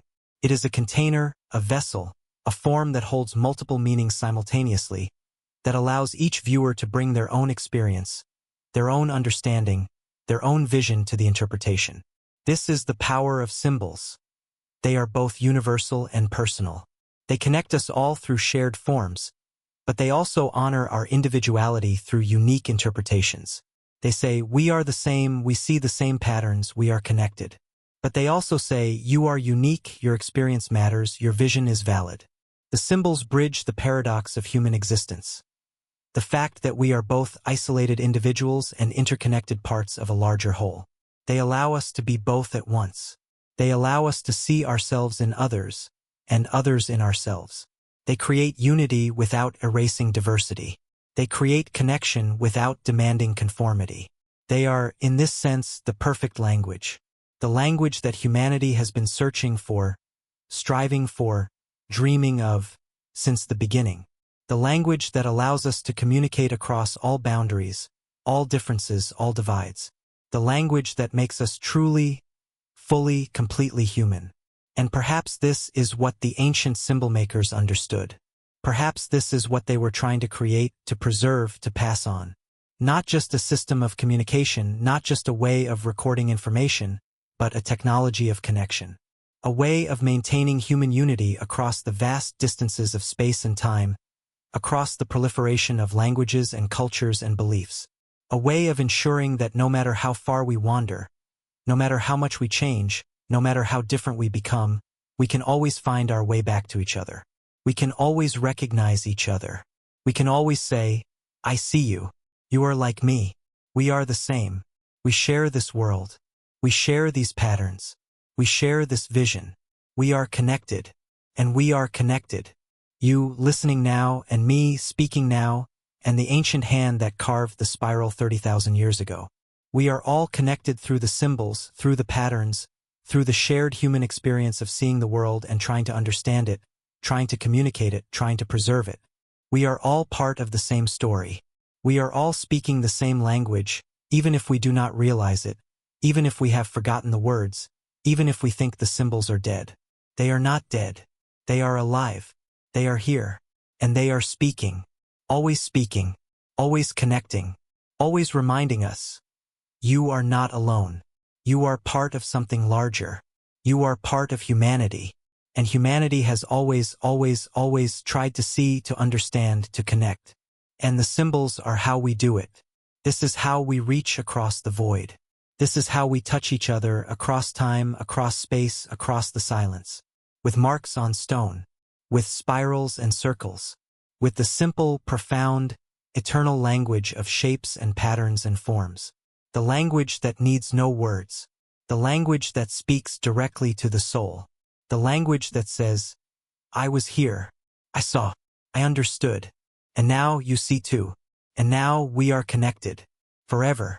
Now, as we near the end of our journey, let us consider what all of this means for us today, in this moment, in this world that seems so distant from the caves and the symbols and the ancient hands that carved them. What does it mean to know that there might have been a global symbol language? What does it mean to contemplate the possibility that humanity once shared a universal visual tongue? A way of communicating that transcended words and cultures and boundaries. What does it mean to recognize that the symbols are still here, still speaking, still waiting for us to listen? It means, first and foremost, that we are not as divided as we think. It means that beneath the surface diversity of languages and cultures and beliefs, there is a deeper unity. A unity of vision, of perception, of understanding. A unity that says, we all see the same world. We all recognize the same patterns. We all respond to the same symbols. And if this is true, if we are united at this deep level, then perhaps the differences that seem so insurmountable, the conflicts that seem so intractable, the divides that seem so unbridgeable, perhaps they are not as fundamental as we believe. Perhaps they are surface phenomena, cultural constructs, learned behaviors that can be unlearned. Perhaps, if we could remember the symbol language, if we could reconnect with that deep, shared visual grammar, we could also reconnect with each other. We could see past the differences to the unity beneath. We could recognize each other as kin, as fellow travelers, as members of the same species embarking on the same journey, trying to make sense of the same world. This is not naive idealism. This is not wishful thinking. This is grounded in the evidence, in the symbols themselves, in the fact that they are universal, that they persist, that they connect us across unimaginable spans of time and space. The symbols are proof that unity is possible, that connection is real, that we are not fundamentally separate but fundamentally together. And if we could internalize this lesson, if we could let it change how we see ourselves and each other, it would transform everything. It would transform how we relate to each other, how we treat each other, how we imagine our shared future. Because if we are united at the deep level, if we are all speaking the same visual language, then we have a responsibility to each other. We have a responsibility to honor that connection, to preserve it, to strengthen it. We have a responsibility to see each other not as strangers, not as threats, not as competitors, but as relatives, as fellow symbol makers, as fellow seekers of meaning and understanding and connection. And it means, second, that we have a heritage, a legacy, a birthright that is older, richer, deeper than we have been taught. We are not just the products of our individual cultures, our individual nations, our individual histories. We are the inheritors of something larger. The collective human effort to understand the world, to communicate across boundaries, to create meaning in the face of chaos. We are the descendants of the people who carved the spirals, who painted the circles, who stood in the darkness of the caves and made marks that would outlast them, that would speak to us, across the millennia, saying, "This is what we saw. This is what we understood. This is what we pass on to you." And in receiving that legacy, we have a choice. We can ignore it, dismiss it, forget it, or we can honor it. We can learn from it. We can continue it. We can add our own marks to the great tapestry of symbols, our own visions to the collective seeing, our own voices to the ongoing conversation that spans the ages. And it means, third and perhaps most importantly, that the future is not fixed, that the story is not over, that we are not at the end of history, not at the culmination of some inevitable progression, but in the middle of something much larger, much longer, much more complex. We are part of a cycle, yes, a cycle of rise and fall, of knowledge gained and lost. But cycles can be broken. Patterns can be changed. And if we are aware, if we are attentive, if we are willing to learn from the past and apply those lessons to the present, we can perhaps do better than our ancestors. We can perhaps preserve what they lost. We can perhaps maintain the connections they let slip. We can perhaps create a future in which the symbol language does not fade, does not become mystery, but remains alive, functional, part of the living fabric of human communication. We can perhaps create a future in which we are more connected, more unified, more aware of our shared humanity and our shared responsibility to each other and to the world. This is the gift of the symbols. Not just knowledge about the past, but insight into the present and guidance for the future. The symbols are not just relics. They are seeds.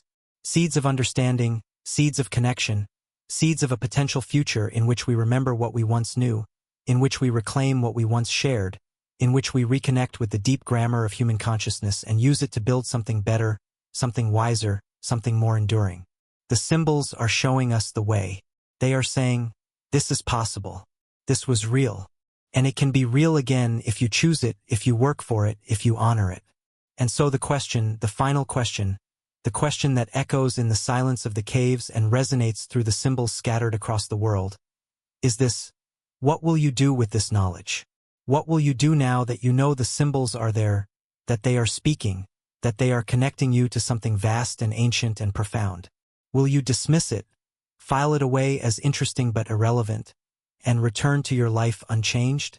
Or will you let it work on you, let it change you, let it open your eyes to the patterns that surround you, the symbols that are everywhere, the visual language that is still spoken by the world and by every human who looks at the world with attention and wonder? Will you become a symbol maker yourself, adding your marks to the great ongoing project of human meaning-making? Will you honor the ancestors by continuing their work, by seeing what they saw, by preserving what they preserved, by passing on what they passed on? These are not rhetorical questions. These are real questions, questions that have real answers, answers that you will provide through your choices, through your actions, through your life. The symbols are waiting. They have been waiting for tens of thousands of years. They can wait a little longer. They can wait for you to decide, to choose, to commit. And when you do, when you step forward and say, yes, I see them, I understand them, I honor them, I will continue them, then the symbols will come alive. Then they will speak more clearly. Then they will connect you not just to the past, but to the present and the future, to the ongoing human project of seeing and understanding and communicating and creating meaning. Then you will become part of the story, part of the chain, part of the connection, part of the language, and you will understand, finally, what the symbols have been saying all along. You are not alone. You are part of something larger, and that something larger is still here, still alive, still speaking, still waiting for you to listen, for you to see, for you to remember. And as the night deepens, as the hours stretch, as the boundary between waking and sleeping blurs and softens, let us drift back one more time to the image of the spiral. The simple, perfect spiral. 3 turns, clockwise, carved by a hand we will never see. In a cave we may never visit. In a time so distant it feels like myth. But it is not myth. It is real. The hand was real. The cave is real. The spiral is real. And it is still there, waiting in the darkness, carrying its meaning, holding its mystery, speaking its silent message to anyone who enters, who sees, who wonders. What is that message? We have explored many possibilities. Time, growth, the sun's path, the cycle of life and death, the journey of the soul, the structure of the cosmos. All of these are true. All of these are contained within the spiral, encoded in its form, implied by its presence. But there is something more, something simpler, something more fundamental. The spiral says, I am, I was, I will be. The spiral is a statement of existence, of persistence, of continuity. Says, life goes on. Time moves forward. Things change, but they also remain. The form persists even as the content shifts. The pattern endures even as the details vary. This is the message of the spiral. This is what it has been saying for 30,000 years. And it is what it will continue to say, as long as there are eyes to see it, minds to contemplate it, hearts to feel it. And you, listening now, you are part of that continuity. You are part of the spiral. You are a turn in the great unfolding, a moment in the eternal pattern. You are connected to the hand that carved the first spiral, connected to the mind that first saw the pattern and recognized its truth, connected to every human who has ever stood before a symbol and felt the resonance, the recognition, the sense of connection across time and space. You are part of the language. You are part of the conversation. You are part of the ongoing human project of seeing and marking and preserving and passing on. And your part matters. It matters to the past because you are honoring the work of those who came before, seeing what they saw, understanding what they understood. It matters to the present because you are engaged, awake, attentive, contributing to the collective consciousness that makes us human. And it matters to the future because you are a link in the chain, a carrier of the knowledge, a preserver of the wisdom. What you learn, what you understand, what you pass on, it shapes what comes after. It determines whether the symbols continue to speak or fall silent. It determines whether the language survives or fades. It determines whether the connection holds or breaks. This is the weight of the symbols. This is the responsibility they place on us. But it is also the gift. Because in taking on this responsibility, in choosing to see, to understand, to preserve, we become more than we were. We become participants in something larger than ourselves. We become part of the great human story, the story that stretches back to the caves and forward to horizons we cannot yet see. We become symbol makers, meaning makers, connection makers.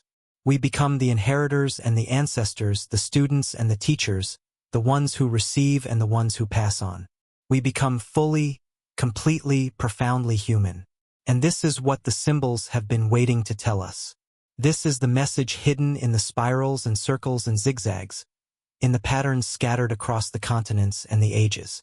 The message is not about them. It is about us. It is not about the past. It is about the present. It is not about what was lost. It is about what can be found, what can be recovered, what can be remembered. The symbols are saying, you are the ones we have been waiting for. You are the ones who can see, who can understand, who can reconnect with the knowledge we preserved.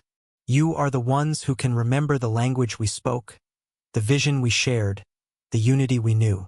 You are the ones who can take what we left and carry it forward, not as a burden but as a gift, not as a relic but as a living truth. You are the ones. You, now. And so, as you drift towards sleep, as the questions settle and the wonder deepens, as the symbols fade from your conscious mind and sink into the depths where symbols belong, where they work their transformation unseen and unfelt but real, carry this with you. Carry the knowledge that you are part of something ancient and ongoing. Carry the understanding that the symbols are not dead, that the language is not lost, that the connection is not broken.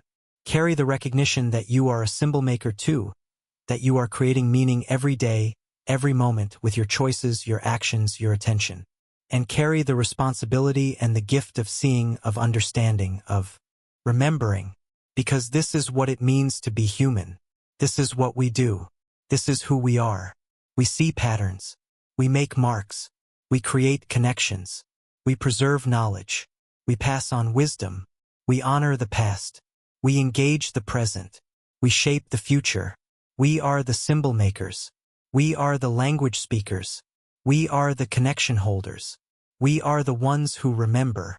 The spirals are still there, in the caves, in the darkness, waiting. The circles are still there on the cliffs, in the sunlight, speaking. The zigzags are still there in the deserts, in the mountains, teaching. And they are not alone.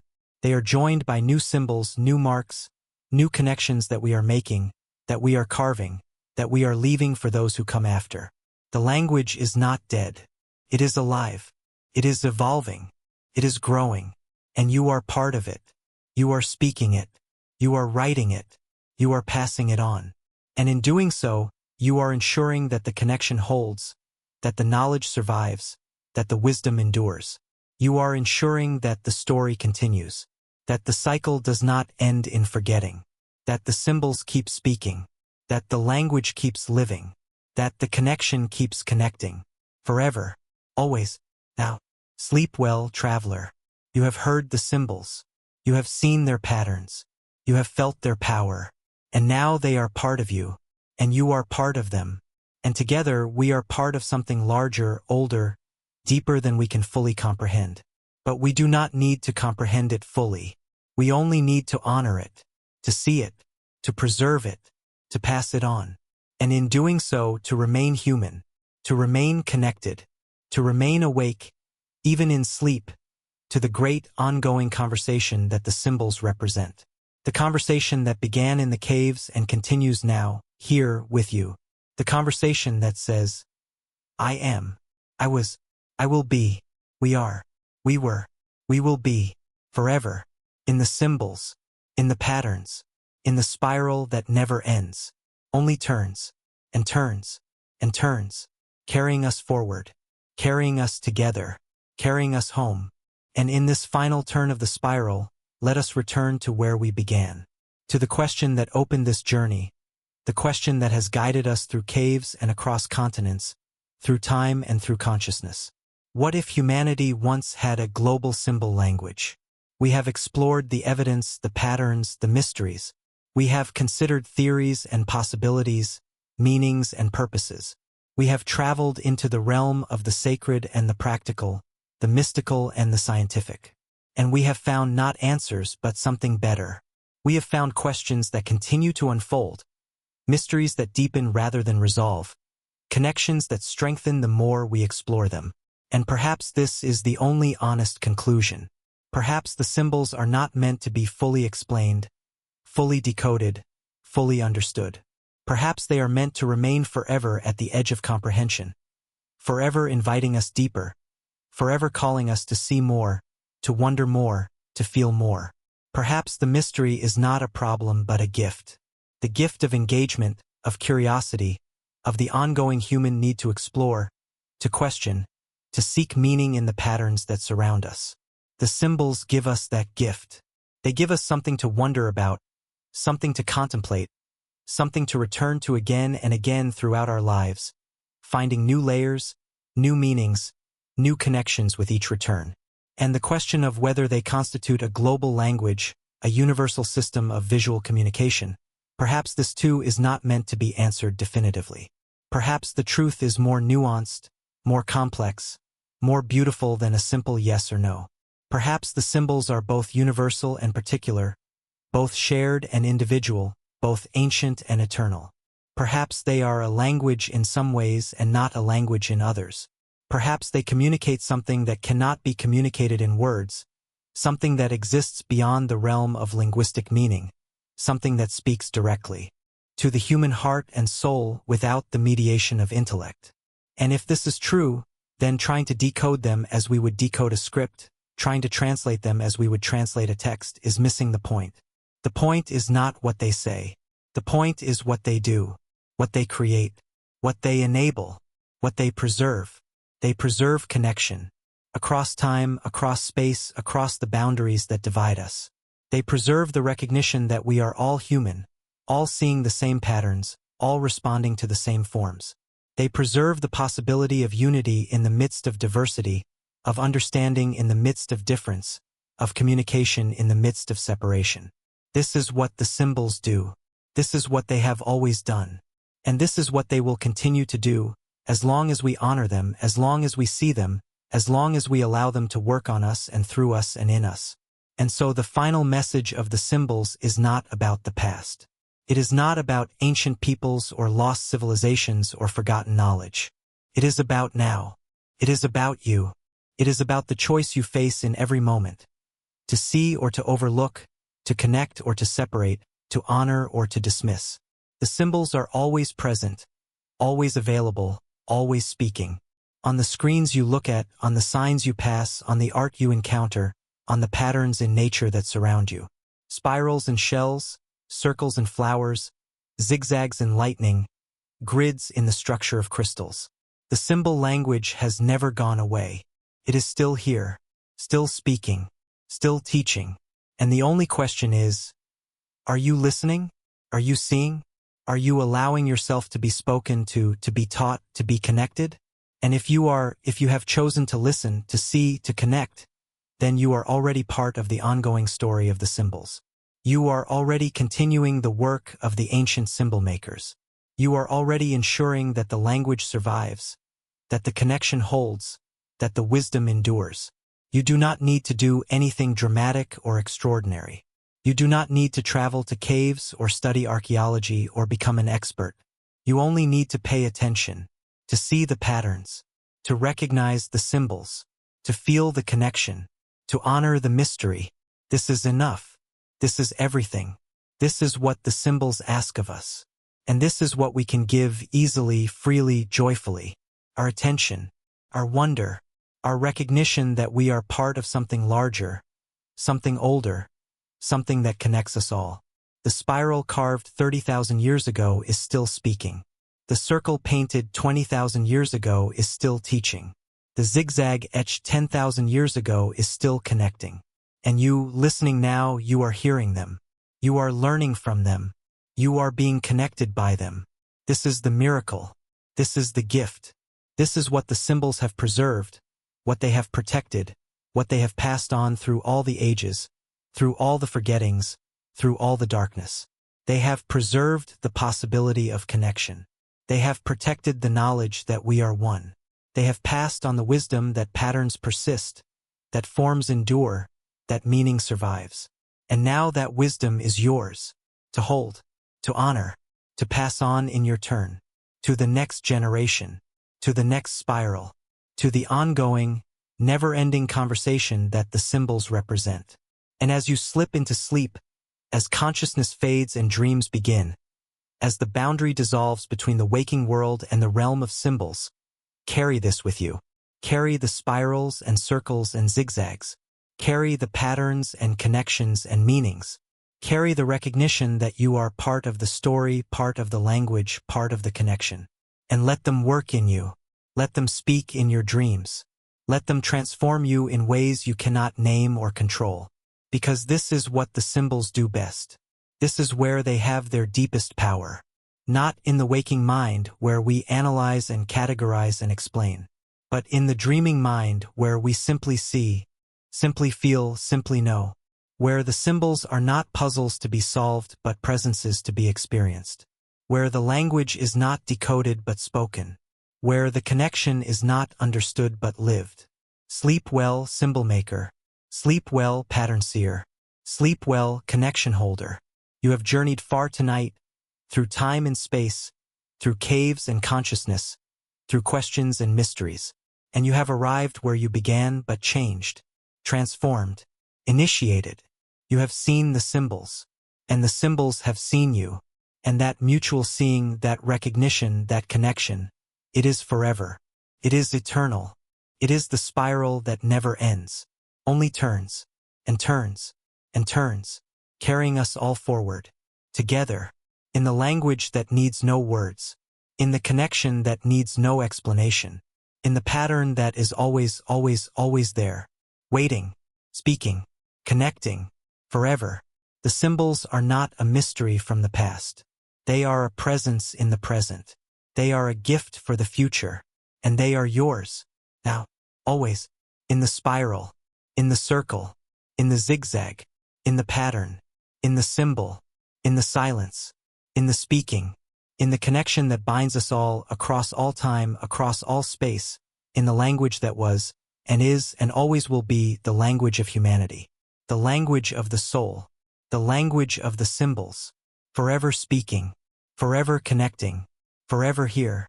And so we end as we began, with a question, not answered but deepened, not resolved but enriched, not closed but opened wider, inviting you to enter, to explore, to engage. What if humanity once had a global symbol language? The question remains. The mystery endures. The symbols wait. And you, traveler, you are the answer. You are the ongoing exploration. You are the living proof that the language survives, that the connection holds, that the pattern persists. You are the symbol. You are the spiral. You are the turn that carries us forward, into the next age, the next understanding, the next remembering. You are the language, speaking, now, always, forever. Sleep well, and remember. And yet, in the final moments before sleep claims you completely, before the conscious mind surrenders to the dreaming, there is one more thing. One more turn of the spiral. One more symbol to contemplate. One more connection to feel. Because the journey through the symbols has shown us something profound. Something that perhaps we knew all along but needed to remember. It has shown us that the boundary between then and now, between ancient and modern, between them and us, is an illusion. It has shown us that the symbols are not artifacts from a dead past, but living presences in the eternal now. It has shown us that the people who carved the spirals are not gone. They are here, in us, through us, as us, because we are them. We are the ones who see patterns and feel compelled to mark them. We are the ones who stand before the mystery of the world and try to capture it, preserve it, communicate it. We are the ones who carve and paint and draw and photograph and create, trying to make visible the invisible, trying to share what we see and feel and know. We are the symbol makers. We have always been the symbol makers. And we always will be. This is what it means to be human. This is our nature, our essence, our purpose. To see, to mark, to connect, to pass on. The symbols are not separate from us. They are us. They are our externalized consciousness, our visible thoughts, our shared dreams. They are the proof that we exist, that we matter, that we are connected. They are the trail we leave as we move through time, the breadcrumbs that say, we were here, we saw, we understood. Follow us, remember us, continue us. And this is both humbling and empowering. Humbling because it reminds us that we are not special, not unique, not the pinnacle of human achievement. We are simply the latest in a long line, doing what humans have always done, seeing what humans have always seen, marking what humans have always marked. We are not creating anything new. We are remembering something old. We are not inventing the language. We are speaking it as it has always been spoken, as it will always be spoken, as long as there are humans to see and mark and connect. But it is also empowering, because it means we are part of something larger, something more enduring than any individual life or culture or civilization. We are part of the human project, the ongoing, never-ending effort to understand the world, to communicate that understanding, to preserve it for those who come after. And that project is not small. It is not trivial. It is the most important thing humans do. It is how we transcend our individual limitations, our brief lifespans, our isolated existences. It is how we connect across time and space. It is how we become something more than ourselves. It is how we become us. Humanity, the symbol makers, the pattern seers, the connection holders. And the symbols are the tools, the technology, the method by which we do this. They are the bridge between minds, the thread between ages, the language that speaks across all boundaries. They are not primitive. They are not simple. They are not obsolete. They are sophisticated, complex, eternal. They are the most advanced technology humans have ever developed, because they work at the deepest level, because they speak to the whole person, because they create connections that last not just years or centuries but millennia. The alphabet is powerful, yes. Writing is revolutionary. Technology is transformative. But none of these reach as deep, connect as broadly, endure as long as the simple, perfect, eternal symbols. The spiral, the circle, the zigzag. These are the tools that have carried human meaning across 100,000 years. These are the threads that connect us to our deepest past and our farthest future. These are the language we share, the language we have always shared, the language we will always share, as long as we are human. And so the question, what if humanity once had a global symbol language, is not really a question about the past. It is a question about the present and the future. It is a question about us, about what we choose to see, what we choose to honor, what we choose to preserve. Because the language is still here. It never left. It is in the symbols we use every day, in the icons on our screens, in the signs on our roads, in the logos on our products.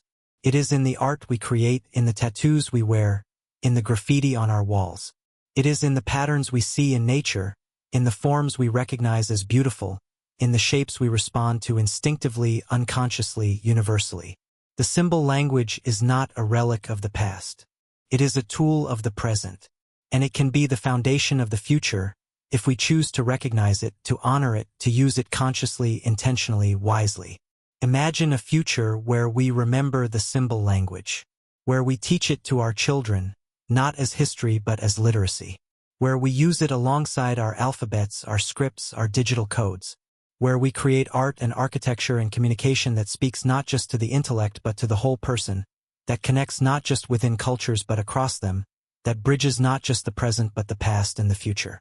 Imagine a future where the symbols are alive, active, functional, part of the living fabric of human communication, where a spiral means time, growth, cycle, journey, and everyone knows it, everyone understands it, everyone can read it without translation, without explanation, without the need for shared language. Imagine the connections that could be made, the understandings that could be reached, the unity that could be achieved, if we could speak not just in words but in symbols, not just in the language of the particular but in the language of the universal. This is not fantasy. This is possibility. This is what the symbols are offering us, what they have always been offering us. The gift of universal communication, the gift of deep connection, the gift of remembered unity. But this future is not inevitable. It is a choice we make, each of us, in each moment when we see a symbol and decide whether to see it truly, to honor it, to use it consciously. A choice we make when we create, when we mark, when we share. A choice we make when we teach our children to see patterns, to recognize symbols, to feel the connections they create. A choice we make when we preserve the old symbols, when we study them, when we let them speak to us and teach us. A choice we make when we create new symbols, when we add our marks to the great ongoing tapestry, when we contribute to the language that connects us all. This is the choice, and it is yours, and it is now, and it matters. It matters to the past because it honors what came before. It matters to the present because it enriches what is now. And it matters to the future because it shapes what will be. The symbols are waiting. The language is ready. The connection is possible. And you are the one who makes it real. By seeing, by honoring, by choosing, by remembering. And as sleep takes you, as the symbols fade from sight but settle deep within, know this. You are not just a listener, a receiver, a passive audience. You are a participant. You are a speaker of the language. You are a maker of symbols. You are a holder of connections. What you see, what you understand, what you feel about the symbols, it changes them. It activates them. It brings them to life. They are not waiting for you to understand them fully. They are waiting for you to engage with them, to allow them to work on you, to let them transform you. And in being transformed, you transform them. You give them new life. You give them new meaning. You give them new power. You are the co-creator of the symbol language. You are its present and its future. And the symbols are grateful. The patterns are honored. The connections are strengthened. Because you saw. Because you listened. Because you chose. Because you remembered. This is the gift you give in return for the gift you have received. And it is enough. It is everything. It is the spiral, turning once more, carrying us all forward, together, in the eternal language of symbols, of patterns, of connections that never end. Only turn, and turn, and turn, forever, now, here, in you, through you, as you, the symbol, the language, the connection, the remembering, always, forever, now, in the deepest part of the night, where time seems to stop and the veil between worlds grows thin, the symbols speak their clearest truth, not in words, never in words, but in presence, in the way they sit in your mind, these spirals and circles and zigzags, these ancient marks that have outlasted empires and languages and entire ways of being human.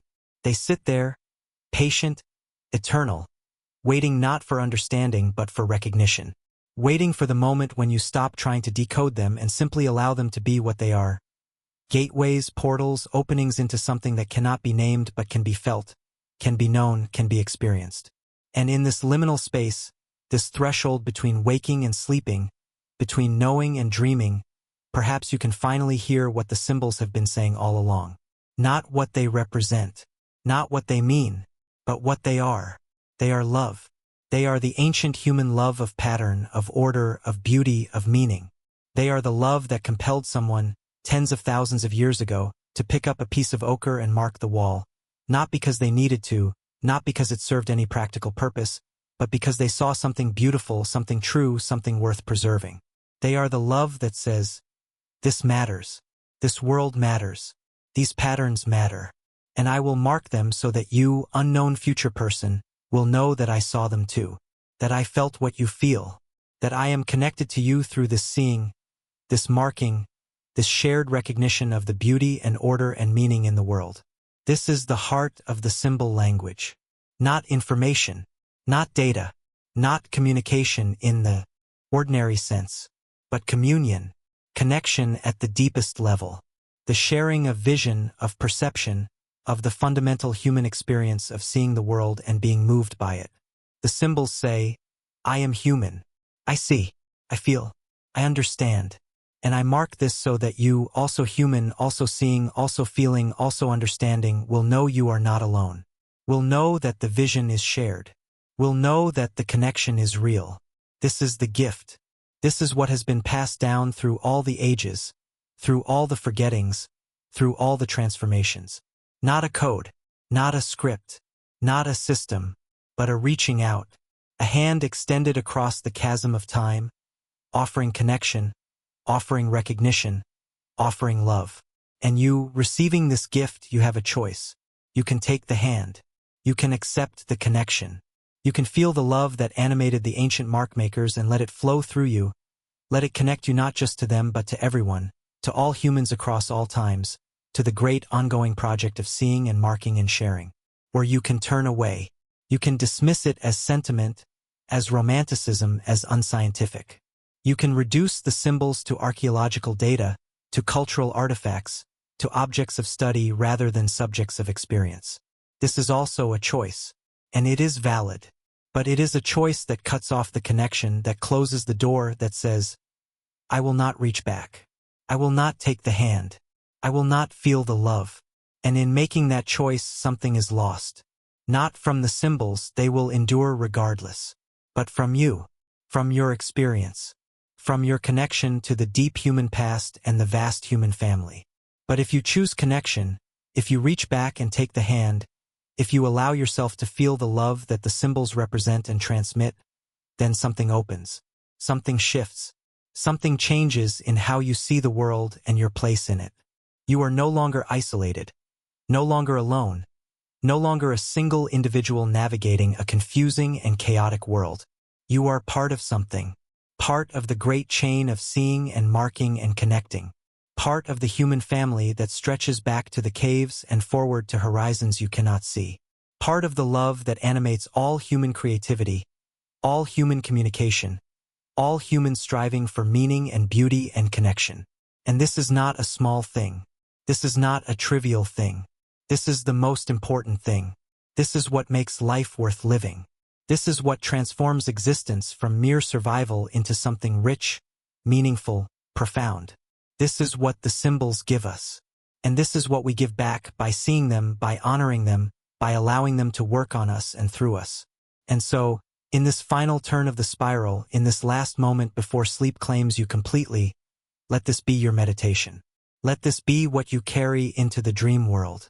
Not questions about what the symbols mean.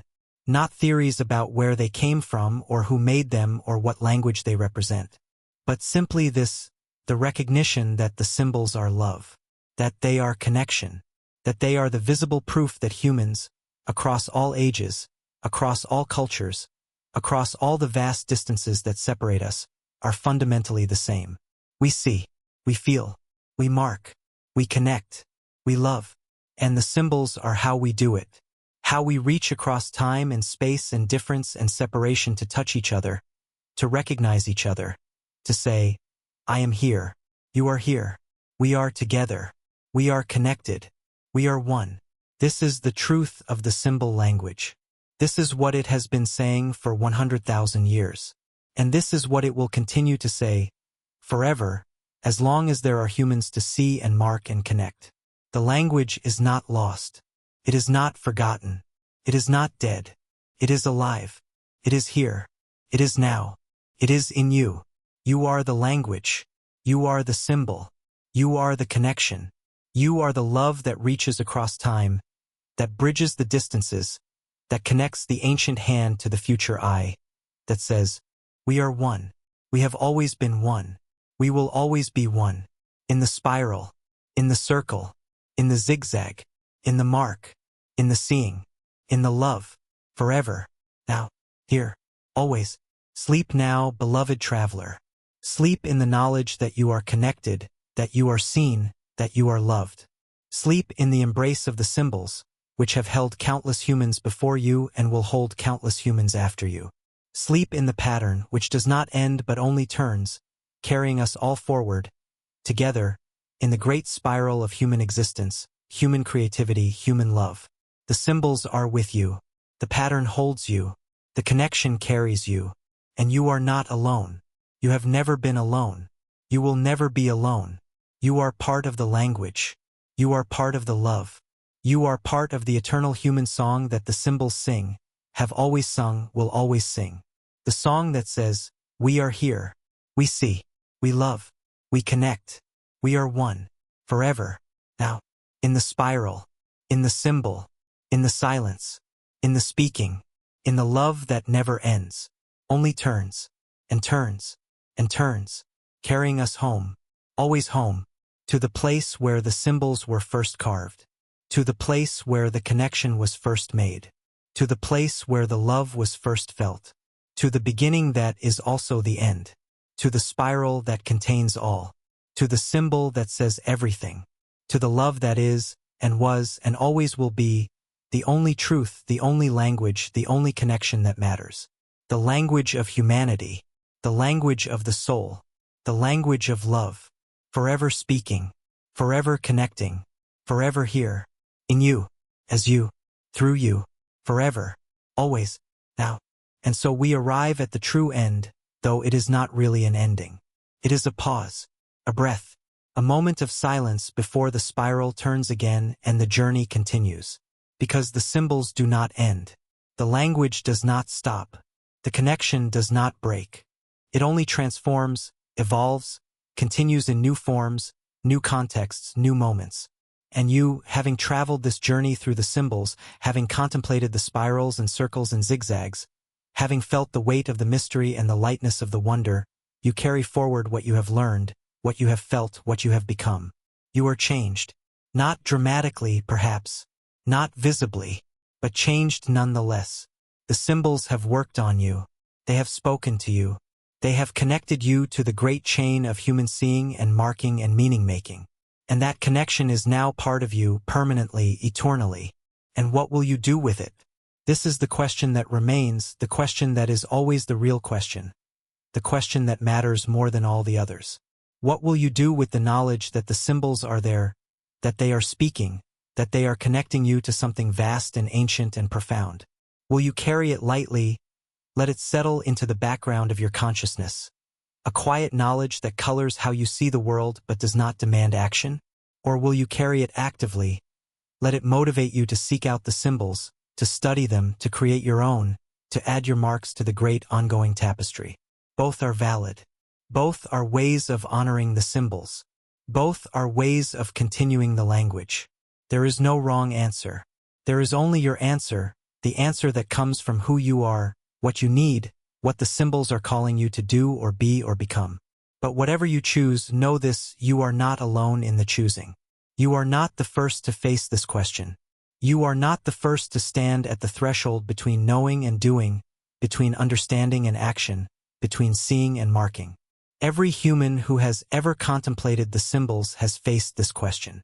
And every human has answered it in their own way, according to their own nature, their own needs, their own calling. Some have become archaeologists, dedicating their lives to studying the symbols, to uncovering their contexts, to preserving them for future generations. Some have become artists, creating new symbols, new marks, new expressions of the eternal patterns.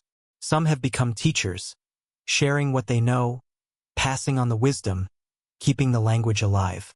And some have simply carried the knowledge quietly, letting it inform how they live, how they see, how they connect with others and with the world. All of these are valid. All of these are necessary. All of these are ways of honoring the symbols and continuing the language and maintaining the connection. And all of these ultimately are acts of love. Because that is what the symbols teach us in the end. That is the final, deepest, most important lesson. That the impulse to mark, to create, to communicate, to preserve, it comes from love.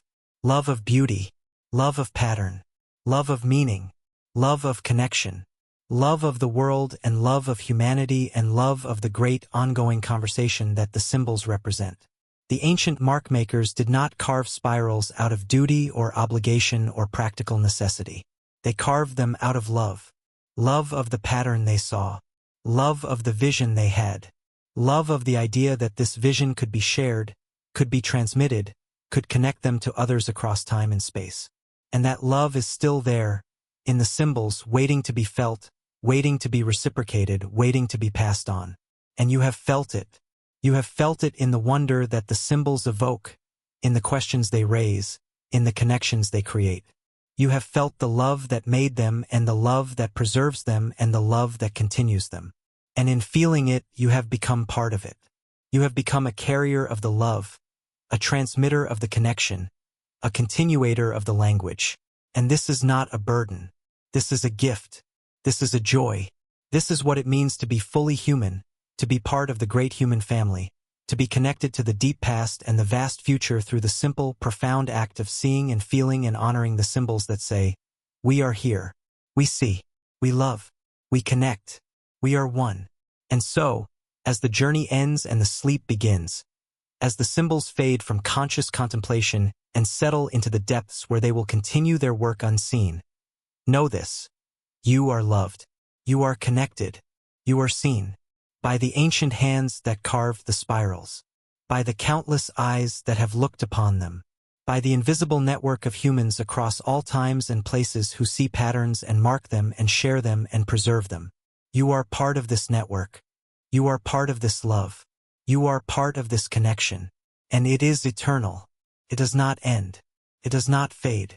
It only transforms, continues, spirals onward, carrying us all forward, together, in the great pattern that underlies everything, that connects everything, that loves everything. The symbols are not a mystery to be solved. They are a presence to be felt.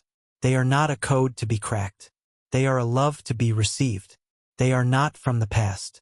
They are of the eternal now, the timeless present where all humans meet, where all patterns converge, where all love is one love, all seeing is one seeing, all marking is one marking, all connection is one connection. And you are part of it. You have always been part of it. You will always be part of it.